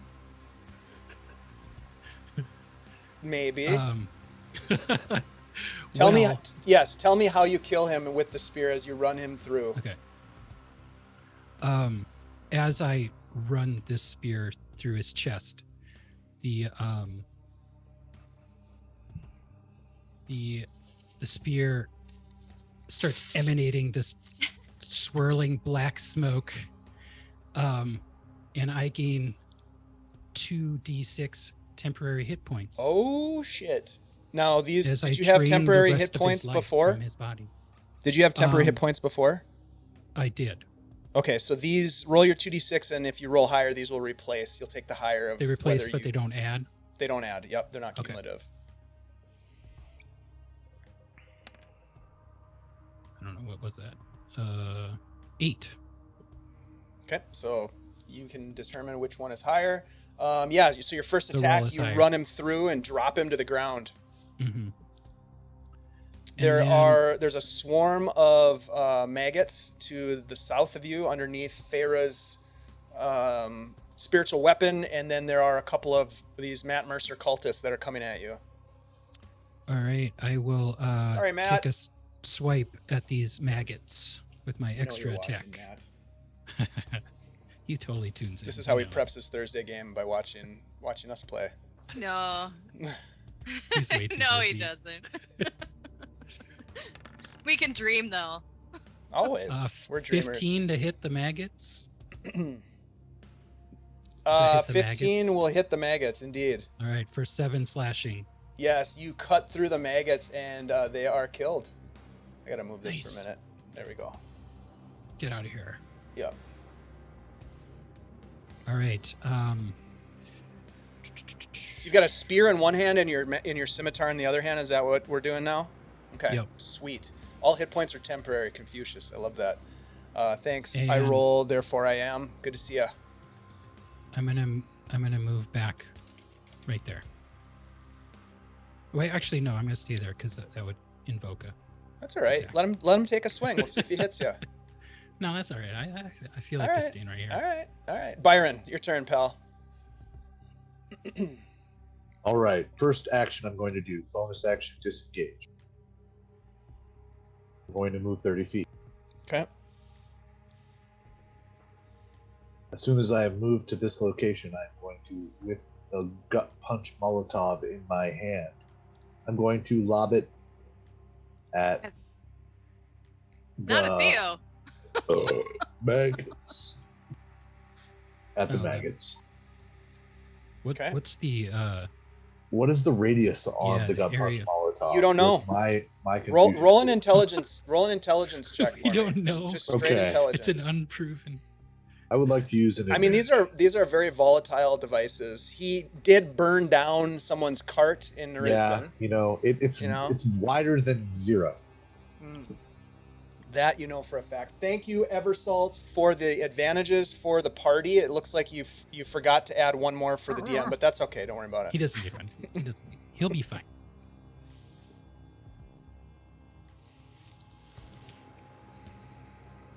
What do you got, Byron?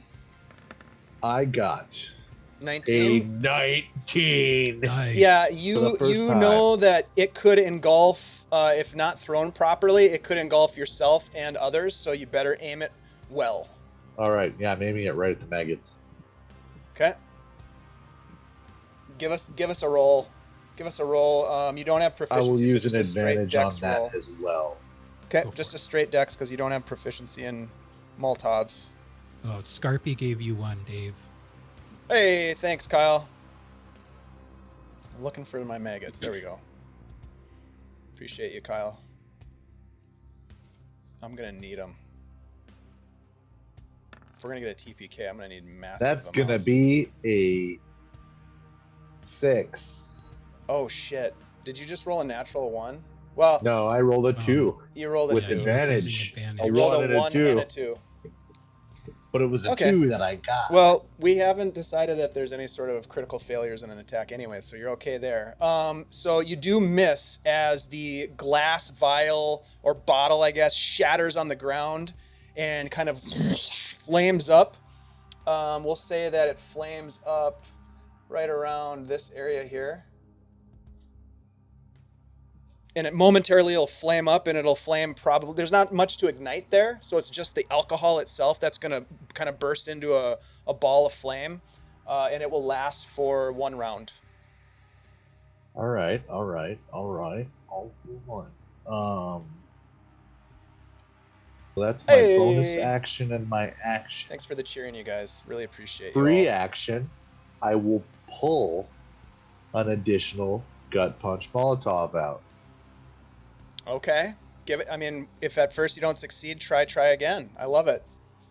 A single tear will descend Byron's cheek as he looks at the wasted flames and the still breathing cultists and maggots that surround him.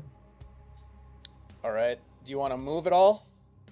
I don't believe I have any movement left. I disengaged, moved 30 feet. Okay. Then that brings us to Thera. All right. I am going to move 5 foot up to stand underneath my spiritual weapon, Okay. and I suddenly begin to shimmer, and there's this sparkly aura that comes upon me, and I look amazing. You Uh, always look amazing. so Come good. Brighter on. eyes, whiter teeth, shinier hair, and anyone who can see me within 30 feet gets temporary hit points. So that is, I believe it is 11 temporary hit points. They do not they don't stack. They replace whatever temporary hit points you previously or Oh, how maybe much? still have. How much did you say it was? 11. 11. So go Oh, up to okay. 11 temporary hit points, and you can immediately move your full movement right now without incurring attack of opportunity. Nice. So we can all kind of Where are you gonna move? 5, 10, That's a good question. 20, 25. You get 30 feet. Where's Thera going? I think I'm gonna go here, maybe. Okay. That's the spirit. That definitely changed the hell out of the landscape. Mm-hmm. I like it when people move around. Well, I didn't like us being so far apart.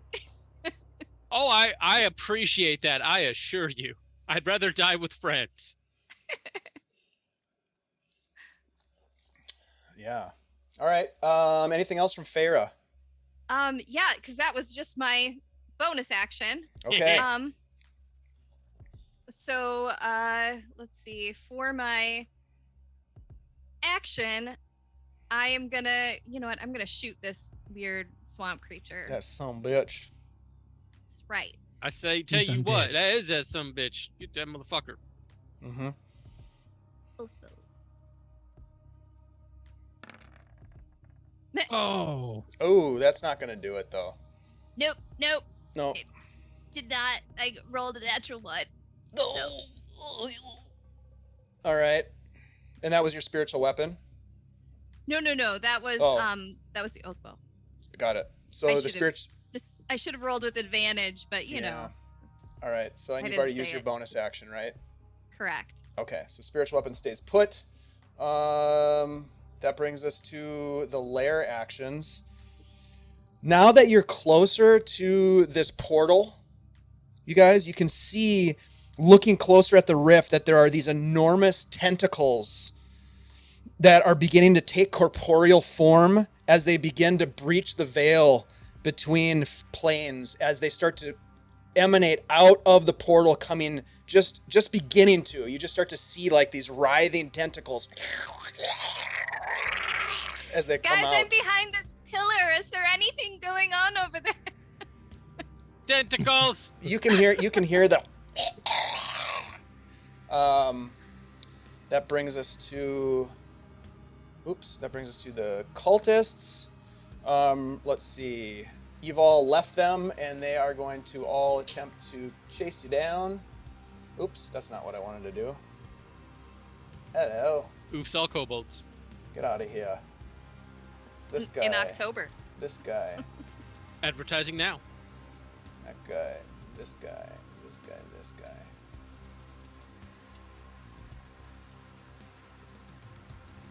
Oh, man. They sidestep the flames. These guys climb up. Oh, I don't like it. Nope. And they are going to do some attacks. So Runar, let's see. We're going to do some straight up attacks on you. I'm not going to use my advantages Alright. yet. Cultists, claw attacks. First one to your left. Dave, I'm just out of Natural curiosity. 20. Are the flames still happening? They are burning out. Would those two guys be standing and burning out flames? Sure. Roll some damage for me. The first one does hit you though, Runar, with a natural 20 for 7 slashing damage, okay. which should be 9 fine. 9 fire damage. Okay, Each of them. so as that happens, both of the guys that walked through the fire are then strangely. There we go.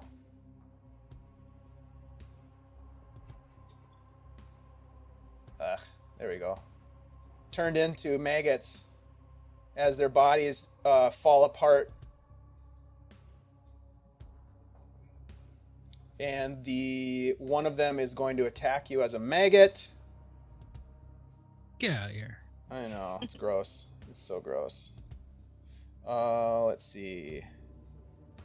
Here we go. A 15? I don't think that 15 hits, does it? misses. Yep. Misses. And then the cultist below you is going to swing with claws. Straight attack. 11 is not going to hit you. Thera, you have 3 of them surrounding you. The one to your north, straight attack on you. A 10 is not going to hit. The one to your left. 16? Nope. Nope. Ah. Your armor takes that blow as the claws come and scratch across it, leaving a bit of a cut in it, but not doing damage to you. And the third one does not hit with a 6. These other ones didn't move yet, so they're going to move up towards Theo. Actually, this one's probably going to move up towards Thera. This guy's going to attack you, Thera, since he was just kind of twiddling his thumbs. 18? 18 does hit. So 6 slashing. Theo, 1 on you. 21 for 3 slashing, and then this guy's That'll going to hit. move through his buddies and take another swipe at you. Does he have room on that ledge? Yeah, just barely. 20 for 3 more slashing. Okay. But he is precipitously close, or precariously, there we go, close to being precipitous into the chasm, should you feel so inclined. Like we all get. Yep. I made my That con brings save. us to, you did, thank you. That brings us to the mage. As you get closer, you can see now that this mage right here seems to be beneath the cloaks. There's movement, like tentacles or something sort of slithering beneath the cloaks. It doesn't sound good. It's not great. I mean, he doesn't mind it, but he is going to unleash some eldritch blasts on Theo. First one. Ooh. With the disadvantage. Disadvantage, you say? Yep. You're I very believe lucky. it's an aberration. I am. It is. You're very lucky because I rolled a natural 20, Uh-huh. and that would have knocked you down.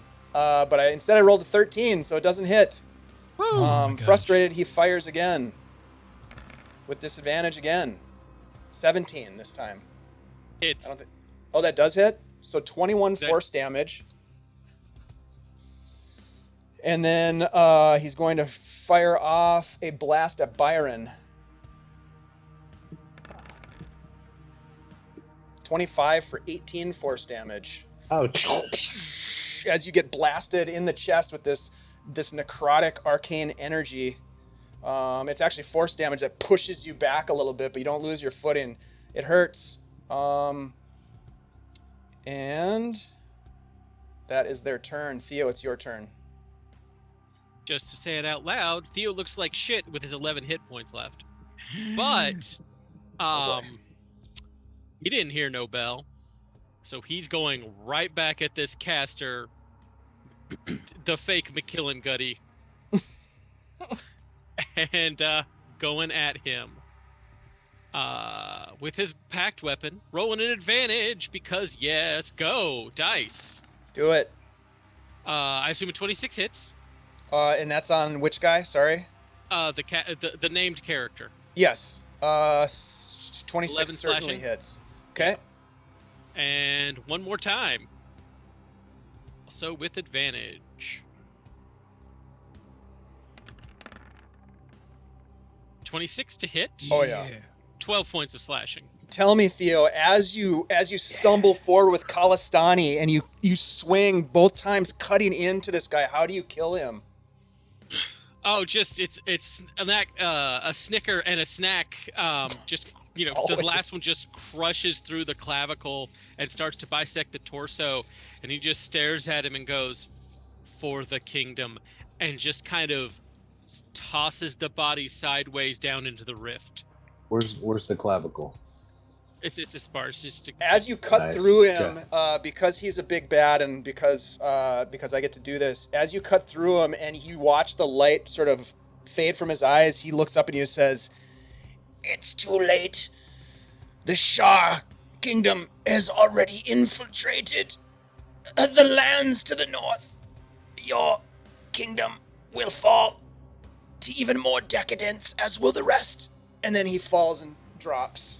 and it watches and like literally tosses his body down into the pit.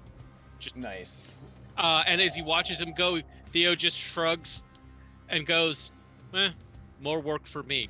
As blue energy siphons up out of the pit, and Theo promptly regains hit points because thank you, He was Wrath of the hexed. Blade Bear. Yes. It is equal to Warlock level plus charisma, so I get 15 hit points back. Oh, genius. Nice. Nicely done, sir. That's action, both attacks. Bonus action, I don't think I have any super fun bonus actions left because they're all related to hexing things, which I'm out of because he was the target. Is his spirit guardian or does his guardian thing stick around? Nope. It fades. Nice. Yes. So Theo just squares up with these two motherfuckers with his back to the pillar. Just, all right, let's do this. Okay. Runar, top of the order. I'm just going to be like, all right, Theo. And I'm going to attack this guy right in front of me. Yeah, do it. 17 to hit for 9 slashing. Yep. You watch as you cut him down, he too turns into a swarm of maggots that get an attack on you as a reaction. I Yeah, don't they're like that about them. nasty. They're nasty little buggers. There we go. Infestation attack. Let's see what happens. 18? 18 does hit. Oh, my shit. class. So you take 10 piercing damage as these maggots climb up onto you and start biting you underneath your armor. I need you to make a con save. Okay.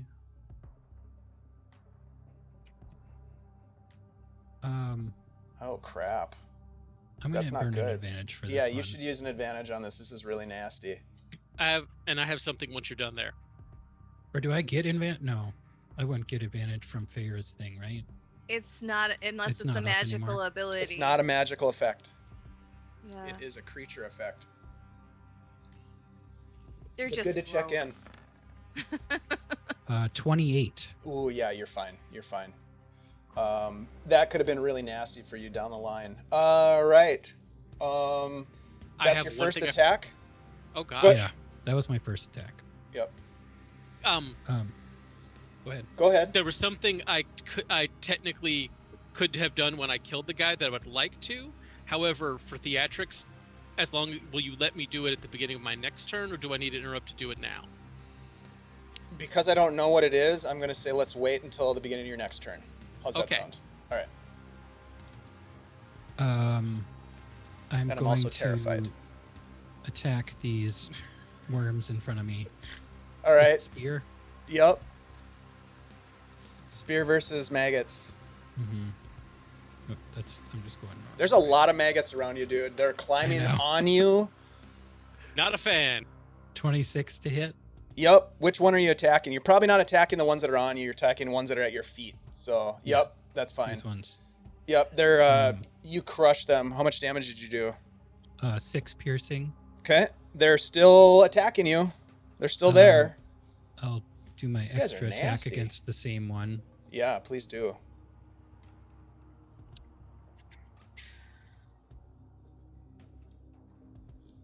You know, I'll use another advantage. Okay.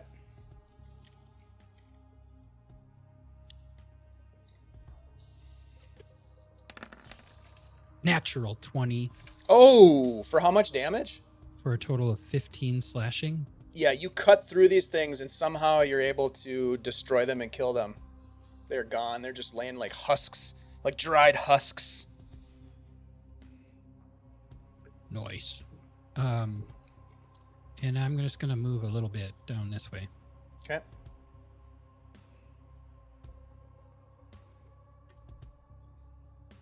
All right, that brings us to Byron. All right. Gosh. I'm holding a gut punch Molotov and my shield in hand.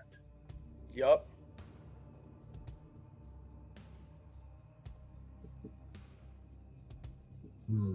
Is the Molotov lit? No, it is not. Okay. I'm going to. I can't believe it. I'm dropping the Molotov. I'm pulling my dagger. Like, when you say drop, are you like... Letting go of it Just to pull the shatters dagger. on As the it's ground. falling, the dagger's out. I'm gonna whip it. I'm gonna throw it directly at this hooded figure in this pentagram down to Okay. the south. I love everything about that. Um, Oh, I forgot Yep, to do this. that's happening. Here's Gordagar. Ah, ha, ha, ha. He's been following you guys since Saltmarsh. Fucking what? That's what he gets. Mm-hmm. Is that a crit, Byron? What do we got here? What? What? No, I haven't rolled yet. He hasn't Oh, rolled okay. yet. Oh, Yeah. that was Deg's roll. But I am It gonna. just showed up I on am my gonna screen, so that's just, needed back. Oh, you got some just, lag. just Yeah. roll a normal throw. Because I don't get sneak damage on this one, and that will be a 17 to hit. On the hooded cloaked figure. Hooded cloaked figure. Let me just double check here. That will hit. 17 definitely Oh, hits. beautiful! I'm gonna teleport to him. Okay. Teleporting buddy. As you come up on him, he turns to look at you, and you can see now underneath this spiked helmet, his whole body are worms, maggots that are just writhing beneath him, and he just looks at you with these hollow eyes that don't exist. Ugh. Yeah, it's nasty. What do you do? Yeah. So I hit him for 7 damage. Okay. And I'm standing there looking right at him. I'm He's gonna kinda just like- glance. I'm gonna glance over at the portal. Tell me about this portal a little more. It appears as though it is pushing some sort of strange light. It seeps into the space. And I'm so glad that you asked, because I need you to make a dexterity saving throw as a tentacle lashes out at you once you're within that range and seeks to grab you. I need a dex save. It looks like I'm it gonna throw is another a advantage at this one. strange. You can't really tell what's there. You just see these writhing tentacles that seem to be coming out at you. 16 dexterity. If it meets, it beats. You lucky son of a bitch. The DC was 16. So you Beautiful, sidestep out of the way as this tentacle comes out and tries to wrap around you. Instead, it wraps around the guy next to you and pulls him into the space. And he is pulled into the portal and disappears. Perfect. Beautiful. Love it. Take that, maggot guy. So, this portal has tentacles. Is there anything else I notice about this portal while I'm standing? I mean, what, 10 feet away from it? Let's see, you used your action already to attack, so I would allow you a quick perception check, but you can't do like an investigation unless you use an action. Okay. You just kind of Okay. glance over, you see this lashing tentacle come for you, you step out of the way, it wraps itself around the other guy's neck and pulls him into it. He disappears, you watch him just sort of fade into nothingness.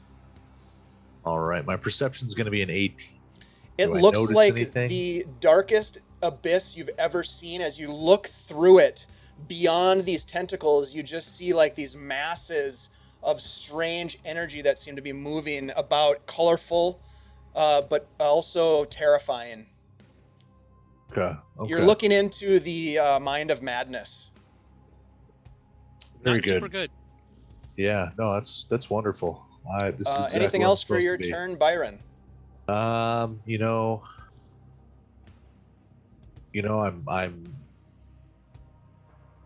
think Byron's feeling almost at ease, almost almost like finally, I'm here. Like this is like my purpose. This is why I'm here. Like I'm gonna destroy this. I'm gonna destroy this mother. I'm gonna destroy this. And that's my turn. Okay.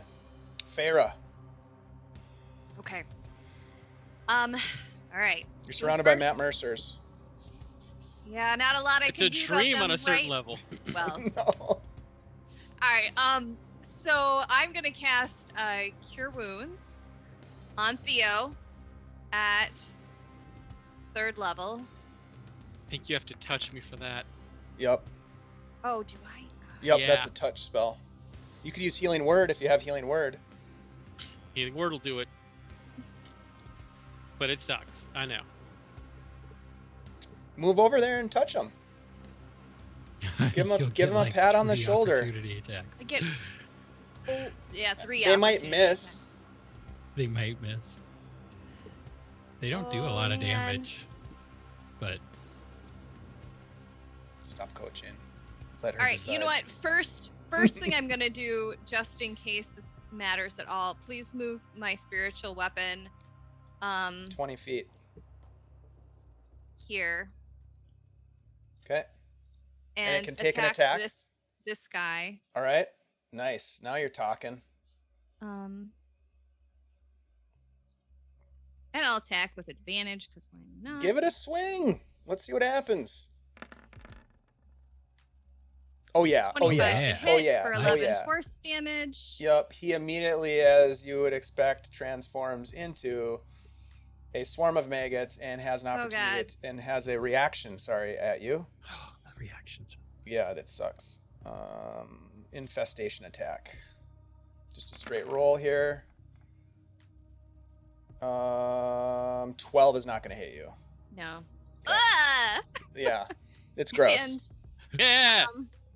And then I will move 2 feet over and incur attacks of opportunity Yep. for these 2 things that didn't have a reaction and cast that healing on Theo. So Go that ahead. would- Yep. You already rolled, right, for the healing. Yep, That's great. I did. I'm going to take a couple of attacks on you just to So see that what is- happens. First one is a 12, misses. Second one is a 15. I'm pretty sure that misses as Misses. well. Oh, 24 healing, Theo. Okay. I will take it. Thank you. So that gets me up over 50 hit points exactly. Okay. All right. Anything else from Thera?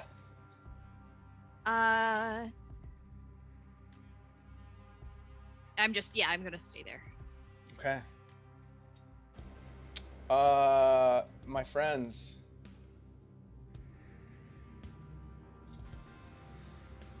Darkness envelops the chamber for a moment, and you feel reality begin to melt away. But then suddenly, you somehow snap back into that reality. You find yourselves strangely back in your lives in front of the ziggurat in the jungle, standing outside the ruins of Timochan, safe, victorious, and alive. You begin your departure from Timochan, departing from the lost city and making your way back to your lives.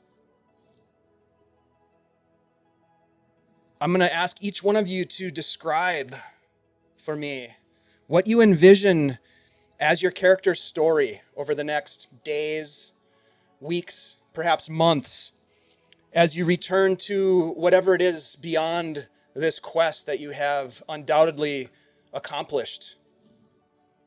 Paint for us a word picture, if you will, as you depart the Amadio jungle. Let's begin with Thera. As we head back towards Fort Azure, I have called our ship to see if they would come and meet us there. We journeyed to Fort Azure. They pick us up and we begin the journey to Monmerg, to sneak into Monmerg and to find out what's been happening with my family. I'm happy because my friends are with me, as they had agreed to help me in the ruins, and I'm finally going to return home, and it's very emotional. A home I haven't seen in over 7 years. 8. Who do you see there, Gotta tack Thera, that in. as you make your way to this place and reconnect? Oh, okay. We get a little inn in the city, and we put on disguises, and we sneak our way into the beautiful palatial home of Baron Reginald Fairfax, where I secretly grab my little brother, who I affectionately call Cricket. His real name is Crichton Fairfax. And we hug each other, and I ask him what's been going on. I was so worried. You find yourself reunited with your family members, the people that you care most about, just like Miris had urged you to do. You feel calm and safe with Cricket, who tells you everything, and you share stories together and sit in the fields and play like you did once before, and it feels good. It feels like you've returned home, as it was predicted. But I have this nagging feeling, because I know that something at home was terribly wrong. And my stepfather was a horrible man. And as nobody asks me about the bounty hunter and why Miris had sent me home, I start to feel unsettled. And we'll move from Thera to Byron. All right, Byron doesn't accept that it's over. Byron's going back in. He's going to look at his friends. He's going to see them departing. He's going to look back at the ziggurat. Something's not right. Something's not sitting with him. And he's marching back in. He's going in. He's going to find this evil. He's going to find it wherever it rests, wherever it breathes, whether it lives. No matter what it takes, he's going to find it and destroy it. Byron, as you enter the ruins once again, they are vastly changed. The spaces that you remember exploring are different in their display, their majesty, the iconography of the space. You spend as much time as you might spend there exploring, strangely unable to retrace any sort of path towards the deepest, darkest parts of the ruins of Tomoe-chan.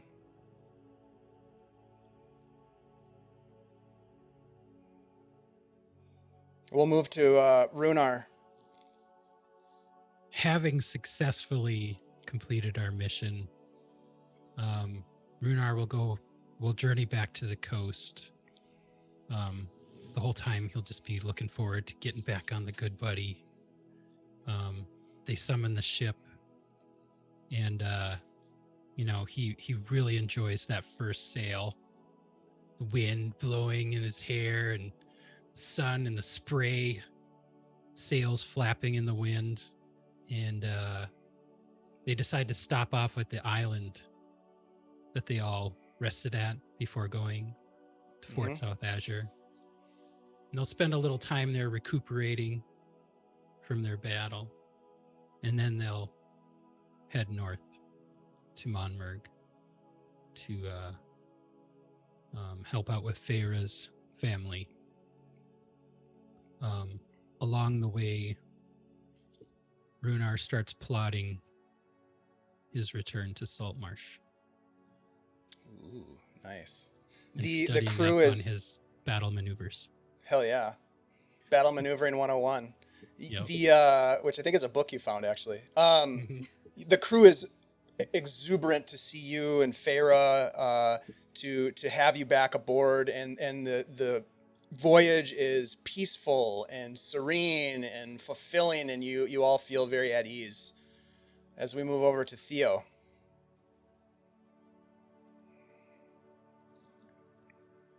Theo is not days ahead. He's not weeks ahead. He's months ahead. He's gone through Monwerk to, keep his promise to Thera to help her deal with whatever's going on with her family. Theo is coming to the land to the north and the east that was once called the Great Kingdom of Aerdi. It's not called that anymore. He knows it's not called that anymore. He knows that the kingdom he spent months, but also not months, fighting for as a knight is not what it was. And I feel with the nature of what's happening here, he expects to find ruins and war, and in fact has signed up to fight a war. And that's not what he finds. He finds that there's somehow kingdoms that are not peaceful necessarily, but border kingdoms and fiefdoms and baronies that are in, well, what one might call a normal medieval state. And I feel like this leaves him in this moment searching. He's looking.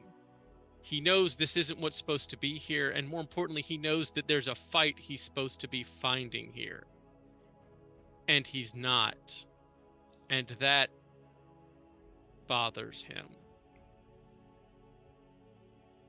The sense of peacefulness and serenity that you find for a normal person would be reassuring and give them a sense of safety and accomplishment, but for you it's unease because you've seen things, you have a sentient weapon that has guided you and has told you of things that you needed to accomplish, and yet those things don't exist.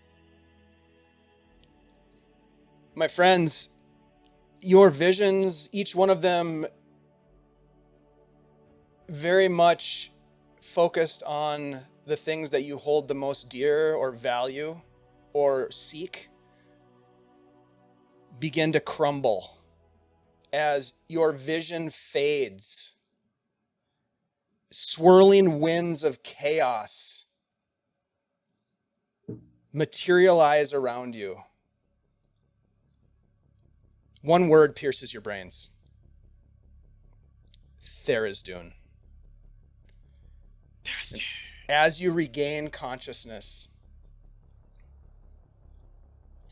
you find yourselves in the middle of a combat of colossal proportions, thinking that you had somehow finished this quest, thinking that you had been victorious. You find yourselves squaring off in combat already, fighting. You're actually in the actions of combat where you thought that you were safe and serene.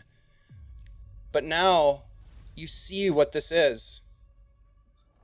Before you, a creature of massive proportions, a gelatinous, green-skinned creature with a cephalopoidal head and a face of tentacles, titanic claws and bat-like wings, a corpulent stature, the eater of worlds, the spawn of Tharizdun that Gordagar Tesh spoke of, is in battle with you right now, right here. And my friends, if you would be so kind as to roll initiative, as you have found yourself in a strange void, deceived, if you will, into a sense of safety.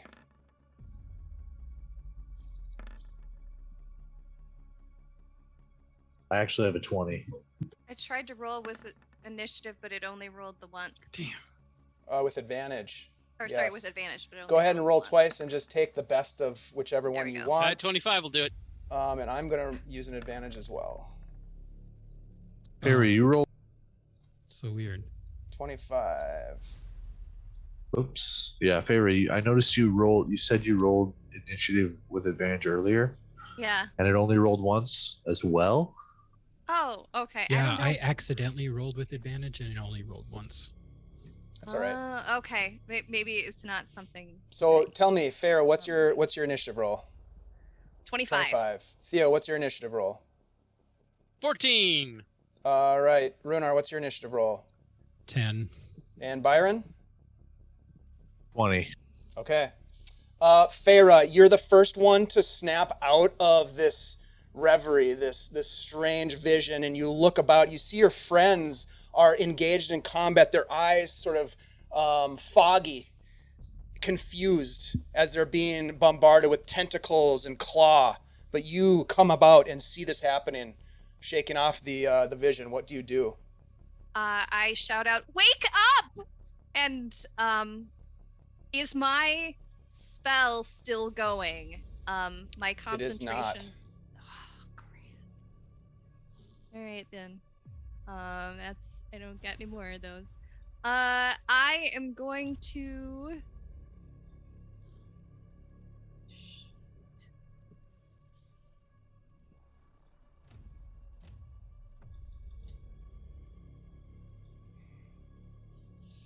Oh man, I'm gonna cast mirror image on myself. Smart. I love it. Suddenly I split into 3 separate Theras that all are moving in identical motions to me. All right. And That's your action. That is my action. Okay. That brings us to, do you want to move at all? I'll move over here. Just in all the right. shadow of Deg.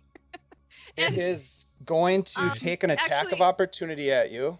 I'm gonna wait. Oh wait. I can't do never mind, I can't do a spell. Oh, that is within its Yep. like You must have a field? reach. Yep. It is It going probably to has reach reach. out with this tentacle. Cute. Let's see. That is a 21 to hit. Oh, that hits. 25 bludgeoning damage as you are grappled. You can Dave, attempt to escape from that if you like on your next turn, but you are currently grappled. Okay. Okay, so there you go. Out of curiosity, am I within range of hitting this creature? You are not out of your vision yet because Does we're that still in mean- initiative. Okay. Since I'm grappled, did I not move? Yeah, you would be your I'd be back. your movement where would I be was. reduced. Yep. Okay. Theo, you But snap I still out of have- this. Bonus Oh, go ahead. action. Yep, go ahead. Sorry, Farah. Yeah, I'll just I'll give Deg bardic inspiration. Help me. Would we have lost inspiration if we had it before we zapped Yep. out? Yep. Okay. Yep. Right. And you're Thank not even like aware of what's going on yet. Right. So Theo, you snap out of it and you see this giant tentacle wrapped around Farah and she calls out. You can see that Runar and Theo are in some sort of strange, like, not a paralysis, but they don't seem like they know what's going on. But you start to realize what's happening and you see this creature in front of you. At the start of my turn, as I snap to it, just still ask about the thing I was going to anyway, because the wording is slightly ephemeral. Because spectral conscription says when I kill an enemy, I can cause it to, become a specter and fight with me. I don't know how space and time are working right now. I don't know if having the sword here that's transplanar will help or not, but Theo would instinctively reach out to Glenbeck McCorman and his spirit that he killed very recently and try and drag Gordagar him through- Tesh. Gorgar Gordagar. Tesh. Thank you. Gordagar Tesh. He will reach out Do not Go- invoke Gordagar the Tesh. Glenn name again, No Glenn please. Becks, please. Yeah. Gordagar Tesh, he will reach out across We are or through trying. Kalistani to Gordagar Tesh and see if his spirit can be summoned to fight. Is there a range on that? Of any? Let me drop this. Ooh. When you slay a humanoid, you can cause its spirit to rise from its corpse as a specter. That's it. That's all she wrote. All right. You know what? Let's let the dice decide. Roll a D100, 20 or below. You have it. 21 or higher, you don't. Oh man. Nope. Nope. 73. Okay. But hey, I was like, meh, why not? Yeah. That was a good question. I agree. With that having been said, Theo's gonna move up into circle around to kind of get over by where Theo is. But sorry, where Thera is, because Thera and Theo are two separate characters and are not at all actual variants. As far as from we know. different timelines that are the same person, separated by a weird birth of experience. Who knows? Don't watch stuff, Loki, guys. The important part is smacking the Star Spawn God baby with a sword, because that's what he knows and Here we most of go. what he has left. So let's. Here comes a. Hey, thanks for the sub, Golden Moore. Appreciate you. I'm gonna attack. Do it. Here we go. Yep. 13 probably doesn't hit. Yeah, your Kalistani cuts across, and it just kind of like ricochets off of the scales of this creature.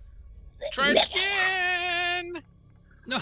14 doesn't do any better. Nope, that does not hit. I'm so sorry. Still shaking it off, baby. Yep. Shaking it off. That's all I've got. All right, that brings us to the Spawn of Tharizdun. Let's see.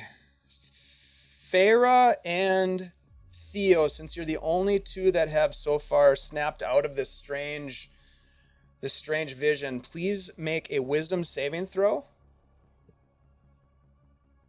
I'm gonna get some advantage on that because I'm gonna spend one because I don't trust a wisdom saving throw. Yeah, same. Woo, 23. Dirty 20. Dirty 20. Okay, nice. You feel the essence of this creature trying to grasp your brain metaphysically and withdraw it from your skull, but somehow you are able to hold it off as it does so.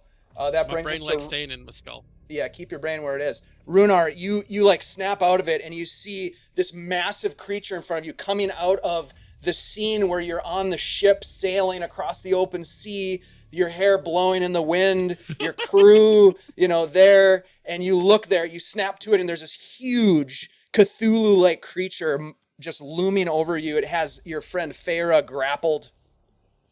And I'll just like run over, kind of instinctively run right by Theo, and attack the monster. Okay. But the tentacle that's holding Thera. Okay. I love it.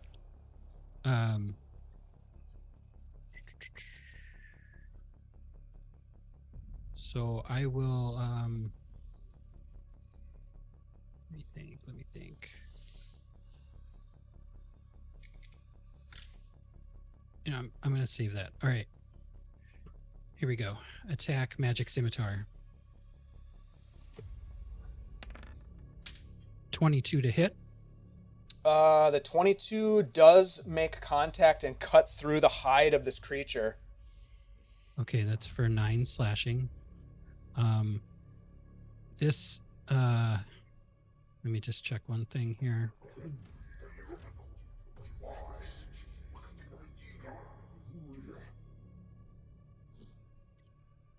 That was awful sounding. Okay, I would like to spend a superiority die to attempt to make him drop Thera. We have done this before in the past. Yep, absolutely. Go ahead. From a grapple. What kind of a saving throw is it? It's a strength saving throw. All right, but I get to add this die to the damage, so that's an extra 2 damage. So what's the total And you got damage? bardic inspiration. Can I add that to a damage roll? No. Oh. Yeah. What's the total damage? 11? So a total of 11 for this Got it. hit. Okay. And then what kind of a save? Strength? Strength saving throw. Got it. 19? Yeah, he holds on to her. Okay. Offhand attack with the blood spear. Ooh. Here we go. Blood spear. Oh, with the Thera's inspiration, that's a D10. Yeah. So a Nice. 20 to hit. 20 will hit. Absolutely. Okay, that's for 9 piercing. Okay. It doesn't even seem like it takes notice of these strikes with your spear and your sword. Oh my god. I will attempt to get them to drop again. I'll expend one more superiority die to do that. All right, let's add that damage. extra- Go ahead and roll Extra damage. Come on, 10. it. 3 Oh, more. Just a 3, so that's Okay. a total of 12 for that hit. And then a strength save. 21. Yeah. Yep. All right. Extra attack. Magic scimitar. Okay.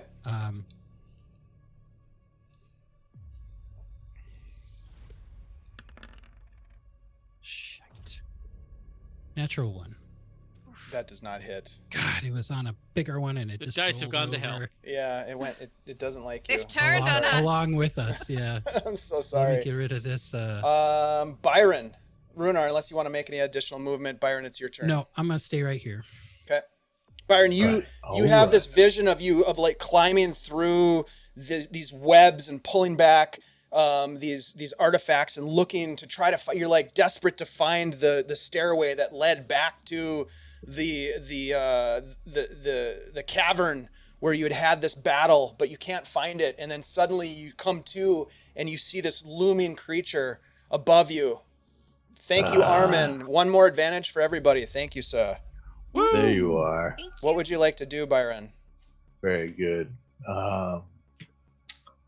Entering the space, seeing this creature in front of me, ready even in my vision. I'm going to whisper to my dagger, and I'm going to dive forward, thrusting it into this beast. Nice. Thrust away. I'm going to use an advantage. Okay.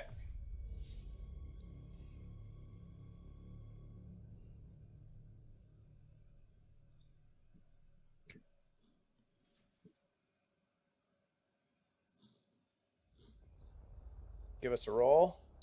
There we go. Nice. 28's going to hit. What's the total 28's going to damage? hit. That's going to be a 31 plus 1d8. Okay. Ooh. 32 total. 32 total damage. All right. All magical. Hey, thanks, Scarpy. Um, God, that's a lot of work right there. Love it. Ooh, All that's, right, anything uh, else, that's Byron? many faces. That's a lot as of I faces. stab it,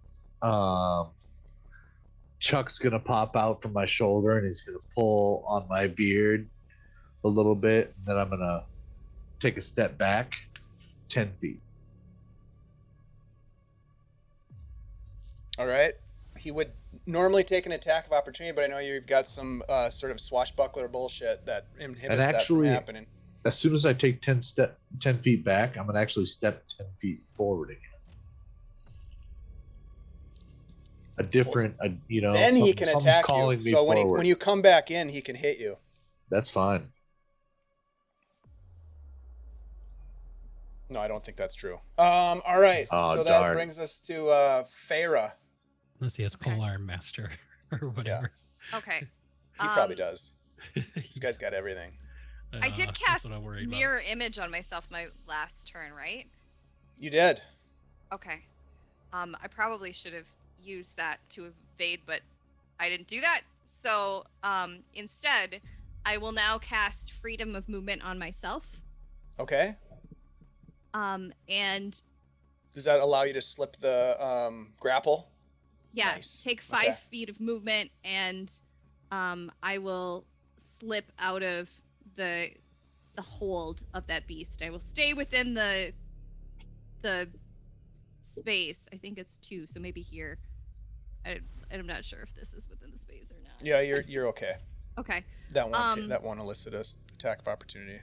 Okay, But so as part of the spell, doesn't it negate opportunity or something like that? No, Never I mind. don't think so. Go ahead. not What else would attack you like of to do? opportunity.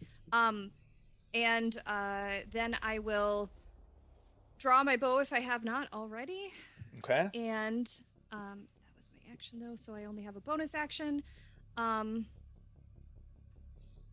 I will bonus action. Oh crap! Do people still have temporary hit points or no? Nope. No.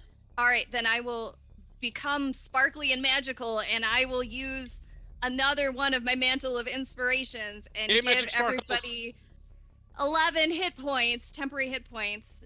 It will replace any temporary hit points you still have, and you can move up to your movement speed right now. All right. Okay. Without an attack of opportunity. Theo Correct. will start circling around it.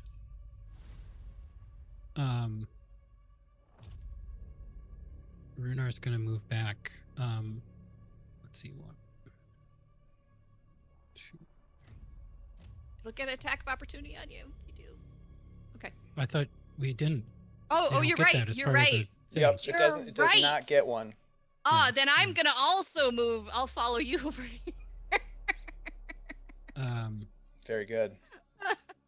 We don't get any kind of additional.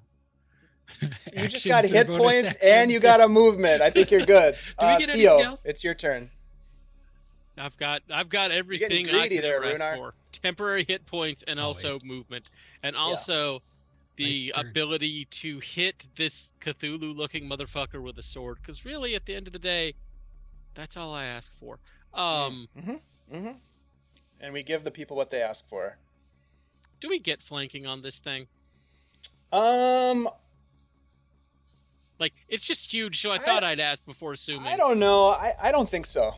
Okay, that's fine. I just wanted to ask out loud. Yeah, but you have some advantages that you can certainly use. Well, yeah. But I'm saving those for, I don't know, wisdom saving throws that will melt my brain and have them Ooh. come out my ear. I Don't like that. no sir. I like that a lot. Does a 29 hit? 29 hits. 12 points of slashing. Here comes another strike. 24. Does that hit? 24 hits, so a total of 26. 26 total slashing from my Nice. magical Calistani. I Yep. have Calistani's nothing happy. else. So Calistani's stabby very it is. happy. Yes. All right. Taking 2 blasts of Calistani's energy and taking notice of that radiant damage. I'm assuming it's radiant because it's Calistani. This creature Technically, no. is, well, we'll just pretend like it is for flavor. This creature is going to focus in on you.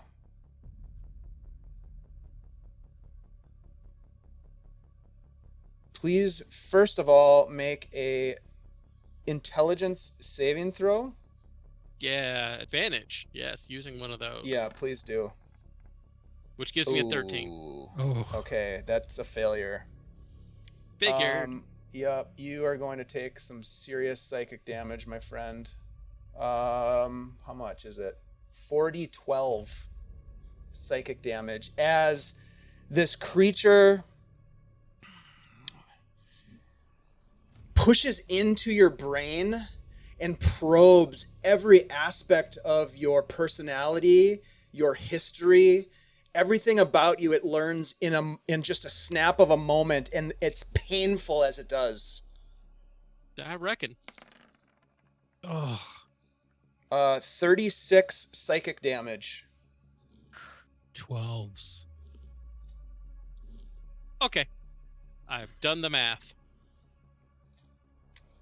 And then it is going to reach out behind it, and it's going to try to grab Byron with a tentacle attack.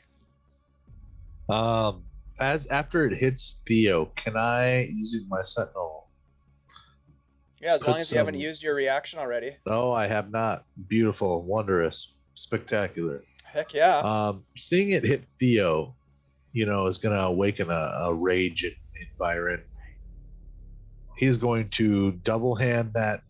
He's going to drop his shield, take the blade in both hands, and put it deep into Tharizdun. Tharizdun? There's the Spawn of Tharizdun? Tharizdun. Tharizdun. Close. Make a roll, Byron. I think I have 2 advantages left, and one of them's getting burned right now. Smart. I like it. Nice. That's going to be another 35 damage. Ouch. Okay. And then I will accept its hit with glee. What the hell?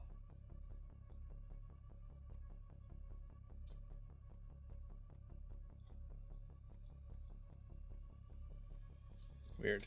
All right. Yeah, it is going to reach out and hit you with its tentacle. I'm going to use an advantage on this. 25 to hit you as it grapples you and does 36 bludgeoning damage. Absolutely hits me. As a reaction, which I haven't used yet, because he hit someone that wasn't me with that attack, Theo will hit him with a fucking sword. Do it. So trading off sentinel attacks. I like this. Yeah, you That's- gotta love I that. knew it was coming. That's the design here. Does a 19 hit? Yeah, it sure does. Oh, well then 11 points of slashing damage. Takes a blast from you. It Nice. turns its last attack of the round towards you, and is going to reach out with a tentacle to grapple you as well. So it has Byron grappled, and it is going to attempt to grapple you. I'm going to use my advantage. 20. It's just versus AC. So it's an attack It's roll. an attack roll, yeah. Hits. It wraps its tentacle around you after you cut through it, and does 30 bludgeoning damage as it squeezes Theodoric. Correction, it squeezes Theo's unconscious form, because that was all the hit points I had. So it currently has Byron and Theo grappled. Theo is currently unconscious, and Runar, it is your turn. You can see the body of your friend Theo just kind of go lifeless as it wraps around it and pulls him towards its maw. God. Well, I was thinking about doing one thing, but now I think I have to do another thing. I mean, I do have healing word. Do all the things, But- Runar. Do you Do have them to all. touch him Can for make that, it. right? No, You no, have to no. touch- It's a bonus action. Okay. And at 60 feet. So, It's a wonderful thing. but he has to wait I feel like I 2 gotta turn get up there. orders.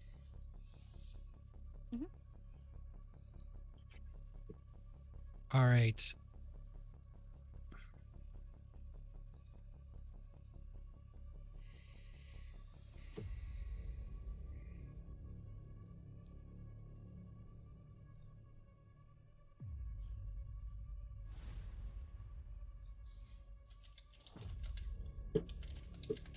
God.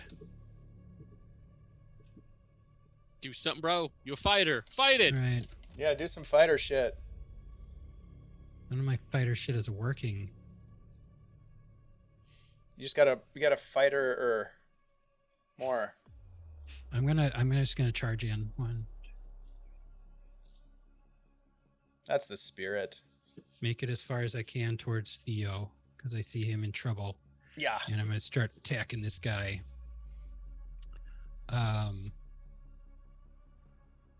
All right, here we go.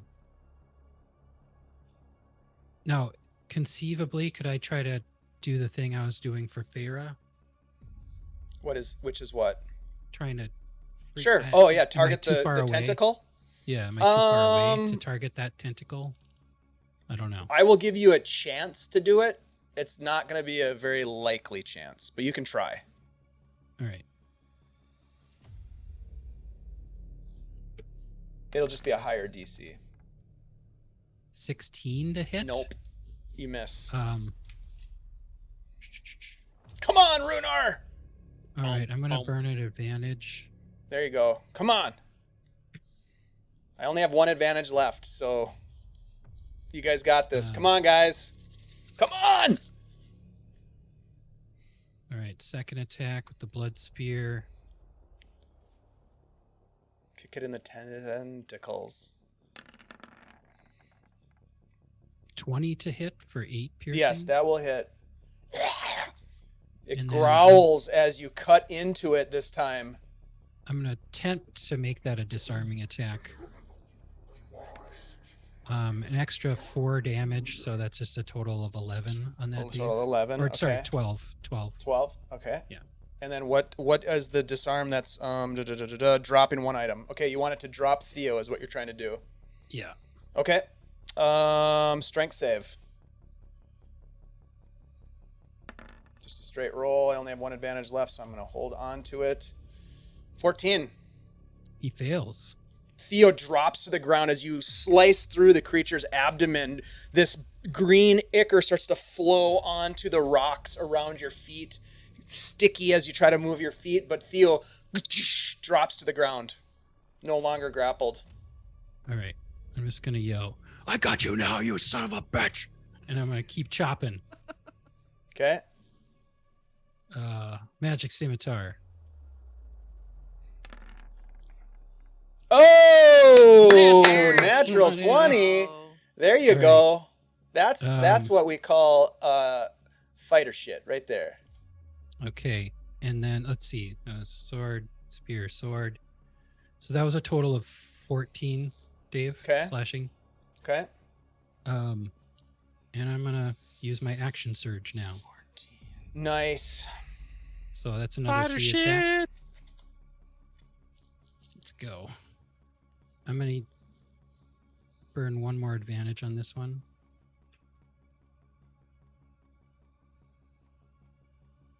And I'm going to turn towards Byron.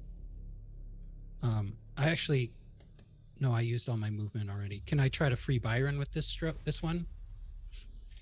I mean, yeah, you're using your action surge. You can give it Yeah. a try. It's just going to be a higher DC for you. So I would, Okay. yeah, go for it, man. Do it. 23 to hit. Yeah, that hits the tentacle that has Byron. All right. What's the expend damage my, total? 12 slashing, but I'm going to Okay. use my last superiority die. All right. It's a total of 5 more. 17 for that attack. Okay. And he needs to make a DC 16 strength saving throw. Strength save. 13. He drops Byron. Byron, you land on the Yeah. ground. Hell yeah. You do. We're gonna say you take some damage though, because you were up in the air. You take 10 damage as you land on the ground. Okay, so where are we? Runar, I have two more attacks. hold on. Runar, Okay. describe for us how, my friend, you cut down the Spawn of Tharizdun on this strange planar island. Because you have killed it. Wow.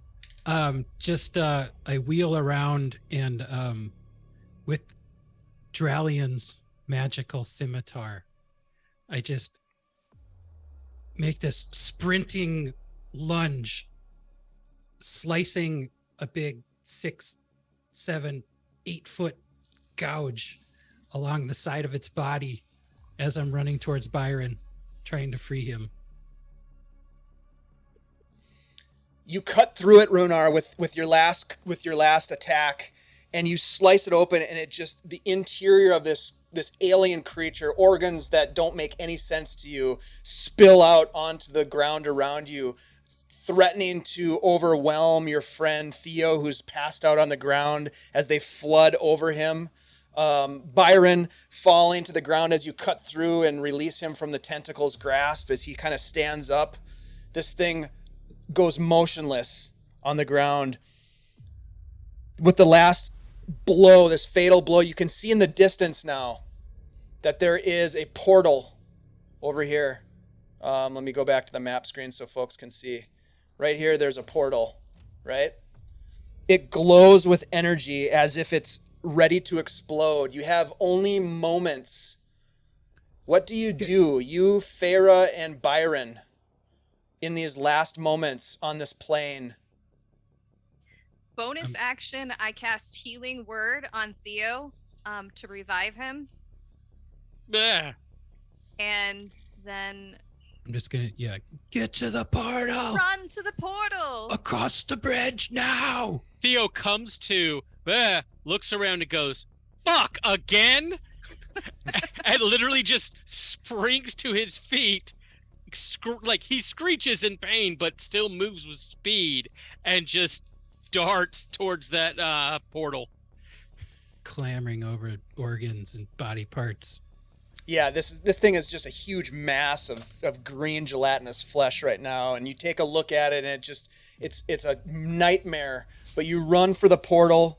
The four of you now back conscious. You have but moments to escape this immense void of wherever you are. You have no idea the far realms or whatever it might be. A bad fucking place. It's a bad fucking place, and you sense too as you're running across this bridge over an expanse that drops to nothingness, that there is a presence watching. Nope. Something watching you. And you get the sense, and this is all mental and psychic intuition that you get, as if it is channeling some of its what would pass for an alien feeling to you, but there is a confused respect for your deed. As the Spawn of Tharizdun lies dead at your feet, you run across, stepping through the portal.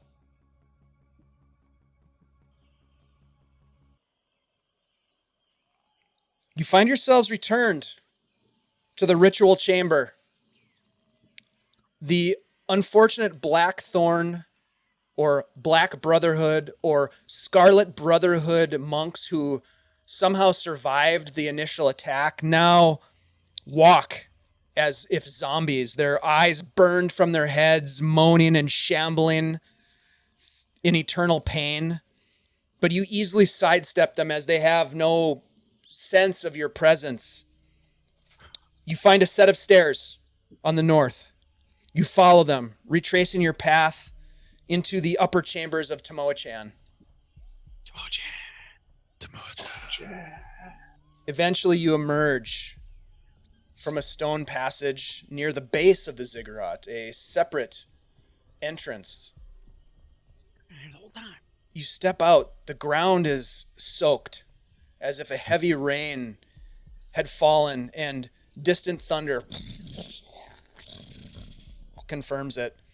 You look up as you emerge, dark clouds overhead, obscuring the first rays of morning light. Casting about the field where the horde of undead had pursued you, you see now dozens of carrion crows picking at the bodies of the fallen undead, tearing their flesh. The morning fog of the jungle hanging low over the space around the ziggurat. But something strange, a sound of something that you recognize, a contingent of soldiers. You look out, you can see them dispatching the undead.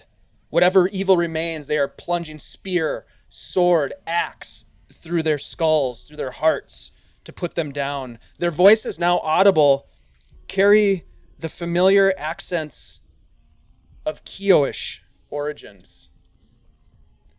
Please, all of you, roll a perception check for me. Who's that? Hold on, let me look. I will use an advantage. I will too. Sure, me too. Oh shit, that gave me a 23. Nice. 13. Oops. I only. Okay, I'm gonna roll twice. 24. 15. Okay. You emerge from the ziggurat. You see these soldiers that are putting these creatures down. They appear to sound like voices that you've heard before from the north, especially you, Runar. You recognize them. Byron, you're from Keeland as well, from Gradzul. Theo, So Theo. you're from the north of the Dreadwood Forest. You understand and recognize these accents. Thera, maybe a little bit less so, but even in the city of Monmerg, which is very cosmopolitan, you would know that these are Kiewish soldiers from Keeland. Runar, you look about as the darkness still starts to fade from the space around the ziggurat. You had been troubled upon your approach to the ziggurat of something flying overhead, some sort of creatures perhaps observing your approach. And it's strange, but you look up into a nearby tree. Nobody else is taking notice of this except for you. It almost appears as though perched in the tree is a hunched, lean man, but large, covered in black fur, large membranous wings that protrude from its shoulders. Its lips pull back as it sees you recognize its presence in this sinister smile that reveals a mouth of jagged teeth, crooked, needle-like in appearance. Its eyes glow red as it looks at you, like burning embers. Hate and recognition. Stares at you momentarily before transforming into a swarm of bats that fly away and disappear into the understory. Thera, you look about curious what the fuck is going on. You see, along with your friends, the emblazoned lion on many of the soldiers. This is the symbol of Keeland, the throne of the lion. You recognize that symbol. But you also see something else. You see, just in the distance, a man with a parrot sitting upon his shoulder. Powerfully built, ruddy tan skin, long brown hair braided in a single braid. His leather chest plate is different. It bears the symbol of a red bird, a red crow. One of the other soldiers sees the four of you emerging and rushes up. Byron, looking at you, coming to you. Hail! In a hushed tone, he reaches out for you to help you. Your message was received. Nasir Karathi sends his regards. Our instructions are to help you recover the weapon and return it to Gradzul. My goodness, that actually worked. Remember, it's been years. It's been since that happened. It's been only weeks for you, but it has been years. Byron, he flashes you a forearm tattoo that is in the likeness of a surveyor's glass and scrolls that overlay an 8-pointed star, obviously identifying himself as a member of the Seekers. I will show him right below my belly button, the same tattoo. At least it's not in the middle of the back. Yeah, he's Lower like, back. that's super hot, dude. And then, as all this is happening, Theo, you kind of step aside and you look down at Kalistani still in your hand. And you hear words in your head. Well then, I'd say we did some good here today. Celebrate if you must, but do not tarry. There are more Brotherhood agents afoot, and this is not their only dark gambit. Thwarting their plans in Roxas could serve to weaken the House of Nalix and push the great kingdom towards righteousness once again. So I ask you, Theodoric Thalassatisus, shall we do more good? Just a big old grin just crosses Theo's face. Just excited. And with that, my friends, we have found ourselves victorious at the foot of the ziggurat in the hidden city, the lost city of Tomoe-chan. You emerge victorious, having thwarted whatever strange and nefarious plot that the Scarlet Brotherhood had intended to set loose upon the world, but knowing full well that their machinations find themselves in the distant parts of Orth. And perhaps those are the places that you, my friends, will find your next adventures as the Deg Gang has succeeded in defeating this challenge. Congratulations, my friends. We have done it. And that's where we're going to end. That's where we're going to end the adventure. After 2 years, we finally chased down and completed a plot point.